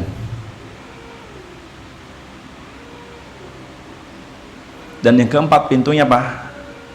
Kemaksiatan yang ia lakukan. Kemaksiatan yang ia lakukan. Kekufuran, kemunafikan, apa tadi? Kemaksiatan, terus kejahilan. Ini sering terjadi. Pintu-pintu ini sering terjadi menyebabkan orang apa? Putus asa dari rahmat Allah. Karena ya di antara faedah orang yang beriman mempelajari agamanya, di antara faedahnya supaya tidak putus asa terhadap rahmat Allah. Maka jangan sampai antum yang sudah ngaji gampang putus asa, apapun bentuknya. Apapun bentuknya. Jangan sampai kita yang sudah mengenal agama sedikit banyaknya terjangkiti keputusasaan. Jangan sampai. Berdoa jangan putus asa. Didik anak jangan putus asa. Didik istri jangan putus asa. Itu, ya. Berusaha jangan putus asa. Semua. Kenapa? Karena Allah membentangkan rahmatnya apalagi kepada orang beriman. Bahkan kasih sayang Allah kepada orang yang beriman itu lebih besar ketimbang orang kafir. Orang kafir dapat rahmat tapi sifatnya umum, sedang orang beriman khusus. Yang umum dapat, yang khusus dapat. Karenanya orang beriman tidak patut dia berputus asa. Tidak patut, tidak pantas. Karena Allah memberikan rahmat lebih, rahmat umum yang orang kafir juga dapat. Dan Allah berikan apa? Rahmat khusus berupa keimanan. Cukuplah keimanan yang Allah berikan kepada seorang hamba itu salah satu pintu rahmat terbesar dari Allah kepada seorang hamba. Oke lah, kesehatan orang kafir dapat kan? Iya kan? Nggak hanya orang beriman, orang kafir juga dapat kan? Kesehatan, kekayaan juga dapat. Tapi kan ada satu rahmat, pintu rahmat terbesar yang tidak Allah berikan kepada semua orang kecuali hamba yang diridhoi siapa? Apa itu? Keimanan. Keimanan seorang hamba kepada Allah itu pintu rahmat terbesar. Maka saya katakan tidak patut orang beriman putus asa dari rahmat Allah. Kenapa? Satu sisi hatinya beriman kepada Allah, tapi di sisi lain dia tidak percaya sama rahmat Allah. ini bertolak belakang. Ya. Satu sisi ngaku beriman kepada Allah, tapi di sisi lain kok putus asa. Dia yakin Allah Rabb yang dia sembah. Dia yakin Allah yang berikan rizki. Dia yakin Allah yang telah menghidupkan dan mematikan. Dia yakin bayi dalam janin dalam perut ibu Allah yang beri rizki. Kenapa ketika dia diberikan akal sehat sempurna kok dia putus asa? Lihat, anak-anak kecil tuh pernah lihat anak-anak kecil putus asa? Enggak, saya lihat enggak. Kecuali sudah ada virus yang merusaknya biasanya. Kalau anak itu tumbuh dalam fitrahnya yang baik, insya Allah optimisnya tinggi. Anak mulai frustasi karena ada faktor perusak biasanya. Apa diantaranya? Media, gadget, ya.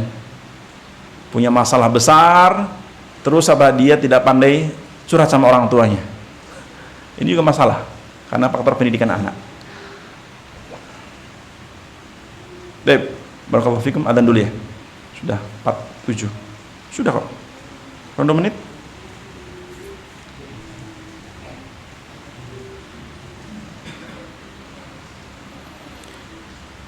Baik, saya cukup dulu bagi yang wudu dulu, sambil adzan wa adzan. Barakallahu fikum. Yang mau wudu silakan wudu dulu.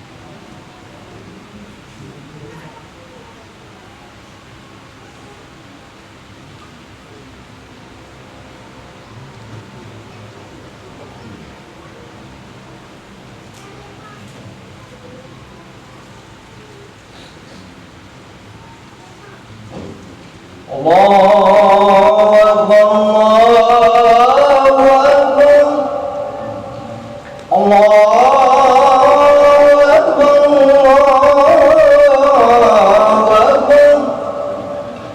Asyhadu an la ilaha illallah.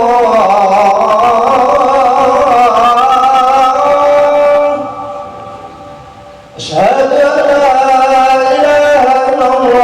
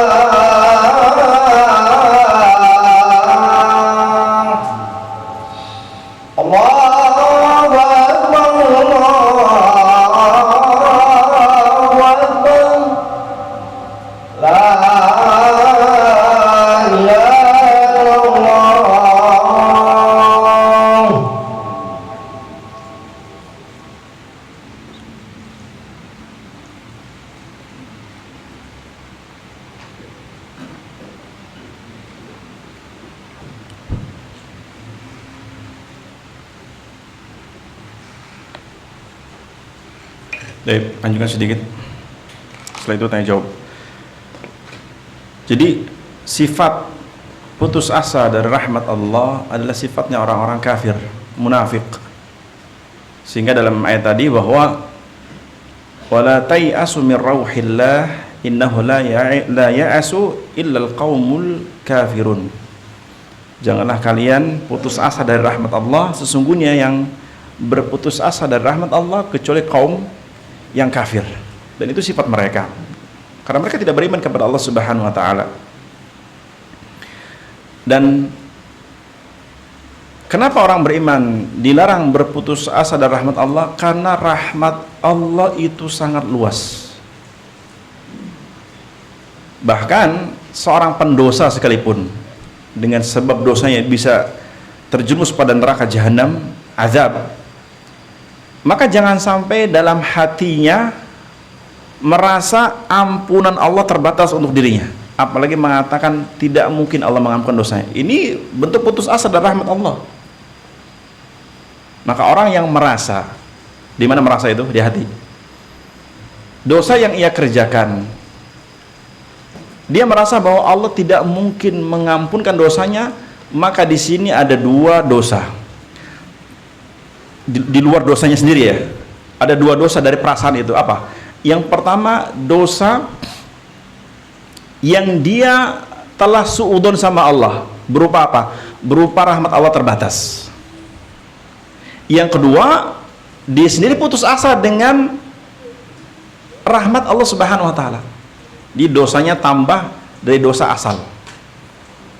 Dosanya bertambah dari dosa asal. Makanya tercela. Makanya orang-orang yang berbuat dosa, hadirkan dalam hati bahwa ampunan Allah itu luas. Dan jangan mengira ampunan Allah terbatas. Maka lihat dalam surah tadi, surah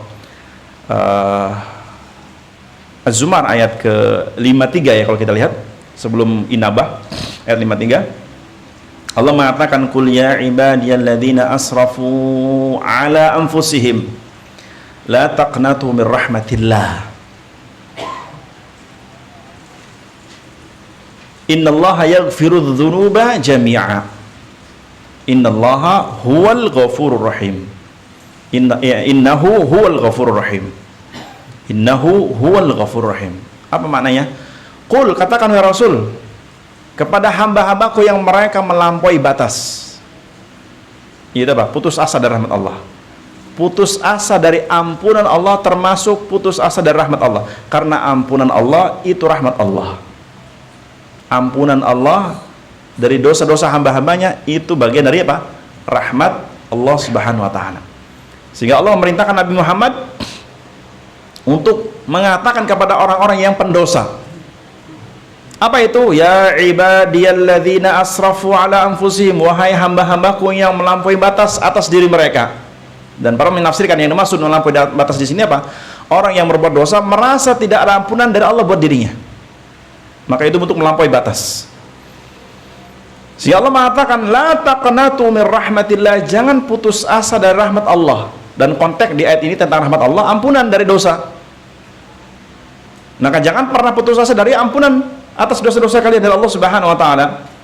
Dan Allah menyebutkan di akhir ayat innallaha yaghfiru dzunuba jami'a, sesungguhnya Allah mengampuni seluruh dosa. Ustaz, termasuk syirik? Iya. Termasuk syirik besar sekalipun. Jika pelakunya bertaubat kepada Allah, berarti dia masih ada harapan untuk apa? Mendapat rahmat Allah, ampunannya.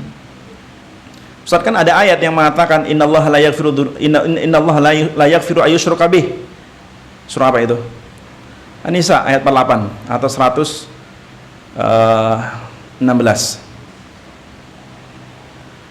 Ayat tadi atau surah An-Nisa ayat 48 itu tentang orang-orang yang berbuat dosa syirik sampai mati nggak bertobat. Alamat Allah haramkan ampunan. Tapi bagi pelaku kekufuran, kesyirikan yang sebelum meninggal dia bertobat dengan masuk Islam, Allah ampunkan seluruh dosanya termasuk kesyirikannya, Allah ampunkan. Karena Nabi mengatakan al-islamu yajubu ma qablah. Keislaman seseorang itu apa? Menghapuskan dosa-dosa sebelumnya. Dosa kekufuran ya Allah hapuskan. keislaman seseorang yang tadinya kafir, musyrik, dia masuk Islam, maka keislamannya menjadi apa? Penggugur, penghilang dosa-dosa kesyirikan, kekufurannya. Allah hilangkan itu dosanya. Dan Allah hilangkan ancaman azabnya. Keislamannya. Tapi bagi orang yang berbuat kekufuran, kesyirikan, sampai mati nggak bertobat, alamat tadi surah An-Nisa ayat 48, Allah tidak akan mengampuni dosa mereka. Wa yaghfiru ma duna dzalik, sedangkan orang yang mati bawa dosa tapi dosanya bukan kesyirikan, ada sebab atau masih ada harapan Allah ampun dosanya. Kenapa? Karena masih ada iman. Mati masih bawa iman dan dosanya bukan dosa kesyirikan, kekufuran. Masih ada harapan karena masih punya iman. Menunjukkan rahmat Allah juga sampai hari kiamat. Cuman rahmat Allah di hari kiamat buat siapa? Yang punya iman. Maka orang-orang yang bangkit dari kiamat dalam kondisi punya iman, kalaupun dia banyak membawa dosa tapi masih punya iman, rahmat Allah tetap akan menimpa dirinya. Kalaupun dia diadab, tidak akan kekal. Sehingga dengan rahmat Allah, Allah keluarkan dia dari neraka, sehingga apa? Selesai adab neraka dan dia masuk surga dan kekal di surga dan tidak akan pernah keluar lagi. Menunjukkan di konteks permasalahan seperti itu pun apa? Rahmat Allah masih teramat sangat luas. Artinya ketika seorang hamba punya iman mati berdosa selain syirik, mamanya. Contoh dosa zina, naudzubillah. Dosa apa lagi? Khamar mamanya. Sampai mati nggak bertobat, tapi masih punya iman. Dan Allah menetapkan di hari kiamat untuk diadab. Dan Allah menetapkan di hari kiamat untuk diadab. Apakah adabnya kekal? Tidak. Tidak. Selama dia meyakini kemaksiatan apa? Bukan halal ya. Karena kalau pelaku maksiat seperti yang berzina, oh zina itu halal, berarti dia sudah berubah keyakinannya. Dalam konteks di sini dia kekal. Kenapa? Karena meyakini halalnya zina. Jika orang muslim mukmin terjerumus pada zina, tapi dia tidak meyakini zina itu halal, dia tahu haram tapi masih mengerjakannya, mati tidak sempat bertobat, Allah menetapkan diadab ya, tapi tidak akan kekal. Setelah selesai, Allah keluarkan dari neraka dan dia masuk ke surga dan kekal selama-lamanya, tidak akan pernah keluar dari surga lagi. Berarti rahmat Allah masih luas nggak? Masih sangat luas. Karena punya iman. Karena dalam hadis ini, dalam ayat ini surah Az-Zumar tadi, Allah mengatakan innallaha yaghfiru dzunuba jami'a. Allah mengampuni seluruh dosa. Termasuk dosa syirik jika pelakunya bertaubat. Bukankah para sahabat sebagian besar dulu pelaku kesyirikan? Syirik besar? Iya enggak? Iya. Tapi bertobat dengan apa? Dengan masuk Islam. Allah ampuni dosa mereka. Allah ampuni dosa mereka. Bahkan seorang mukmin yang telah beriman, menyatakan dia masuk Islam, kemudian terjerumus pada dosa-dosa, namanya dosa maksiat, zina sekalipun, bukankah amal solehnya juga menjadi penghapus dosa? Iya. Bahkan kalau kita melihat ya, seluruh amal soleh yang wajib maupun yang sunnah, di antara keutamaannya apa? Menghapus dosa. Kenapa Allah hapuskan dosa? Disebabkan amal soleh seorang hamba. Karena supaya si hamba tidak putus asa dari rahmat Allah. Pengampunan dosa buat orang yang beriman disebabkan amal solehnya, di antara hikmahnya agar si hamba tidak putus asa dari rahmat Allah. Kalau seandainya orang yang beriman terus dia berbuat dosa dan tidak ada ampunan, gimana orang beriman? Jadinya gimana? Bisa putus asa. Sehingga dengan adanya ampunan, Allah membentangkan bahwa rahmat Allah itu luas. Selama dia mau meraihnya dengan apa? Dengan taubat, dengan taat sama Allah, dengan kembali kepada Allah. Kalaupun dia maksiat, segera bertaubat kembali Allah. Allah bentangkan rahmatnya. Bahkan di hadis qudsi Allah mengatakan, ya ibna Adam, lau balaghat dhunubuka ananas sama thumma astaghfartani la atautu biqrabil ardi khataya biqrabil ardi maghfiratan. Dalam hadis qudsi Allah mengatakan, wahai anak Adam, sekiranya kau berbuat dosa, dosamu memenuhi langit. Berapa luas bumi dengan langit? Dalam hadis disebutkan nanti mungkin dari berapa ya? Jarak berbicara jarak antara bumi ini dengan langit dunia itu jika ditempuh perjalanan 500 amin, 500 tahun perjalanan langit bumi. Dan Allah mengatakan dalam konteks hadis qudsi, wahai anak Adam, ya ibna Adam, lau balaghat dhunubuka ananas sama, wahai anak Adam, sekiranya dosamu memenuhi langit, tetapi thumma astaghfartani, tapi kau masih datang kepadaku minta ampun, kata Allah, Allah datangkan ampunan sebanyak dosamu. Bahkan dalam kelanjutan hadisnya, Sekiranya anak Adam datang membuat dosa, dosanya banyak, memenuhi langit dan bumi, bahkan mungkin belum sempat bertobat, tapi datang di hari kiamat dalam kondisi tidak menyekutukan Allah, artinya dosanya bukan dosa syirik, dosanya memenuhi langit dan bumi tapi bukan syirik, sehingga datang di hari kiamat menghadap Allah dalam kondisi bertauhid kepada Allah, Allah ampunkan seluruh dosa-dosanya karena dia bertauhid. Maka dari konteks hadis ini menunjukkan bahwa seringkali pintu dosa, maksiat, kejahilan menyebabkan orang apa? Putus asa. Plus ditambah merasa tidak ampunan makin jadi. Makanya tidak boleh sebanyak apapun Anda melihat pelaku maksiat mengatakan nggak mungkin dia kalau diampuni Allah. Ini sudah melampaui batas. Antum tahu kan kisah di zaman Bani Israel, Nabi mengisahkan kata Nabi, ada seorang pembunuh 99 orang, membunuh 99 orang. Geger nggak kira-kira di zaman sekarang? Wong satu aja geger kan tuh. Membunuh 99 orang. Bukannya dari masa zaman sekarang ya. Tapi Allah masih menggerakkan untuk bertobat, gitu kan? Allah menggerakkan untuk bertobat. Ada dia apa? Allah gerakkan untuk mencari orang yang bisa membimbingnya karena jahil. Karena seringkali dosa itu kejahilan. Seorang paham sekalipun dia terjatuh pada dosa, tidaklah dia terjatuh melainkan kejahilan. Meskipun seorang itu alim, tapi terjatuh pada dosa, berarti ketika itu dia jahil. Nah, dia di zaman Bani Israil, kata Nabi, ada seorang laki-laki dari kaum Nasrani, pengikut Nabi Isa, yang dia membunuh atau berbuat dosa, dosanya membunuh 99 orang. Tapi Allah gerakkan untuk bertobat, dan dia bersemangat untuk bertobat. Berjalan dia muka bumi mencari orang yang alim yang bisa membimbingnya. Ketemu seorang rahib. Rahib dalam istilah orang dulu, rahib itu ahli ibadah tapi nggak berilmu. Ahli ibadah nggak berilmu. Sama di zaman sekarang pun, seringkali orang-orang ahli ibadah disangka berilmu nggak? Sering nggak? Orang imam masjid, padahal nggak pernah belajar agama, disangka berilmu nggak oleh jamaah, oleh masyarakat? Iya kan?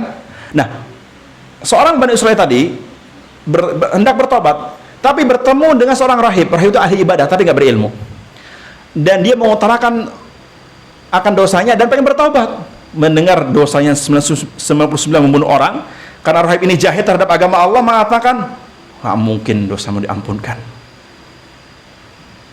Akhirnya apa? Pateni sisan 100. Kan? Maka lihat, orang berfatwa tanpa ilmu itu tidak hanya membinasakan orang lain. Lihat, si rahib ini kan telah menutup pintu rahmat Allah kan? Si rahib ini telah memutus pintu rahmat Allah buat si pelaku dosa ini dengan mengatakan tidak ada ampunan. Sehingga orang ini putus asa kan? Nah, sudah putus asa kadung, ya sudah pateni sekalian kan? 100. Sehingga dampaknya tidak hanya mengena orang yang hendak bertobat, termasuk mengena dirinya apa? Terkena bunuh. Rugi siapa? Ya rugi diri sendiri. Kenapa? Salah berfatwa. Tapi Allah masih menggerakkan orang ini karena jujur mau bertobat. Sehingga Allah datangkan dia bertemu orang yang alim, dan dia pun mengutarakan dosanya. Dan si alim mengatakan, ada pintu taubat buat engkau. Maka si alim memberikan solusi agar dia beristighfar, minta ampun sama Allah. Dan diantara bentuk istighfar, bentuk taubatnya, dia harus meninggalkan kampungnya yang telah menjadikan dia apa? Sebagai pembunuh. Dia disuruh apa? Hijrah ke sebuah tempat yang di situ apa? Kampungnya orang-orang soleh. Maka dia pun bertekad segera menuju tempat tersebut. Di perjalanan meninggal dunia. Sehingga apa? Dua malaikat bertengkar. Disebut dalam riwayat, satu malaikat rahmat, satu malaikat azab. Bertengkar, merasa paling berhak untuk membawa ruhnya. Malaikat azab mengatakan, saya paling berhak membawa ruhnya. Kenapa? Dia belum bertobat, belum sampai ke kampung yang dituju atas bimbingan orang yang alim. Malaikat rahmat mengatakan, tidak, aku yang berhak. Kenapa? Dia sudah mau melangkah untuk bertobat, tapi takdir Allah keburu menimpa dia, mati. Bertengkar dua malaikat tersebut, dan itu sahih hadisnya. Sehingga Allah utus malaikat Jibril melerai keduanya untuk memberi keputusan. Apa? Akhirnya dengan izin Allah, malaikat Jibril memberi keputusan agar dua malaikat ini apa? Mengukur jarak. Malaikat azab mengukur negeri yang ditinggalkan sampai tempat dia mati, berapa jaraknya. Sedangkan malaikat rahmat mengukur tempat dia mati sampai tempat yang dituju. Dan secara ketentuan jaraknya masih lebih dekat ke tempat dia maksiat. Berarti kalau dihukumi diputuskan, siapa yang menang? Malaikat azab kan? Tapi Allah Maha tahu, Allah mengilhamkan bumi qarrib walau bisyibran. Allah mengilhamkan kepada tanah ini, wahai tanah, mendekatlah walaupun 1 jengkal. Karena mana perbedaan 1 jengkal. Maka ketika malaikat tadi sampai di tempat tujuan dan tempat dia mati, dan malaikat rahmat juga mengukur, ternyata beda 1 jengkal. Itu dimenangkan atas malaikat yang rahmat. Itu dengan izin Allah, karena Allah mengilhamkan bumi untuk mendekat, dan tidak ada mustahil bagi Allah. Allah Maha tahu. Allah terima tobatnya, Allah ampunkan dosa-dosanya. Padahal membunuh 99, bahkan 100 orang. Maka dalam hadis qudsi Nabi mengatakan, sekiranya kau menghadap Allah membuat dosa sepenuh bumi, tapi jujur minta ampun, Allah ampunkan. Karena yang ampunan pintu rahmat terbesar.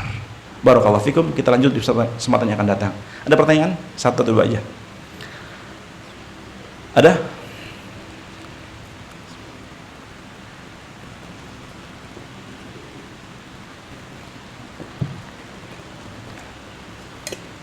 Insya Allah masih bicara tentang rahmat Allah di kesempatan yang akan datang. Masih di bab ini. Sekali lagi, tujuan kita mengkaji kitab ini tidak hanya menghatamkan kitab tapi juga mengambil faedah-faedah dan pemahaman di kitab ini. Karena kitab ini penuh banyak faedah. Apalagi memang Syekh membawakan kitab ini isinya qala Allah, qala Rasul, qala Allah, qala Rasul, sedikit ucapan beliau. Sehingga sangat patut untuk kita pelajari. Dan alhamdulillah kita sudah masuk bab 34 ya. Dari tahun berapa? 2015 kayaknya. 16 akhir ya, atau 2016 awal. Awal kali di Al-Qarni kan? Iya. 16 kan. Tapi kan sebelumnya tematik dulu. Sebelum tematik baru pada antusias, baru saya putuskan untuk mengkaji kitab tauhid. Alhamdulillah sudah 34 bab. Dan itu pun muka-muka baru ya, lama paling berapa orang? Muka yang baru yang lama kan masih ada berapa orang aja. Intinya semoga yang baru dan lama diistiqomahkan Allah Subhanahu wa taala. Dan kita berharap apa yang kita kerjakan betul-betul mendatangkan lahir keikhlasan dari diri kita untuk beramal sampai pada dalam thalabul ilmi. Saya cukupkan. Subhanakallah bihamdik, asyhadu alla ilaha illa anta, astaghfiruka wa atubu ilaik. Assalamualaikum warahmatullahi wabarakatuh.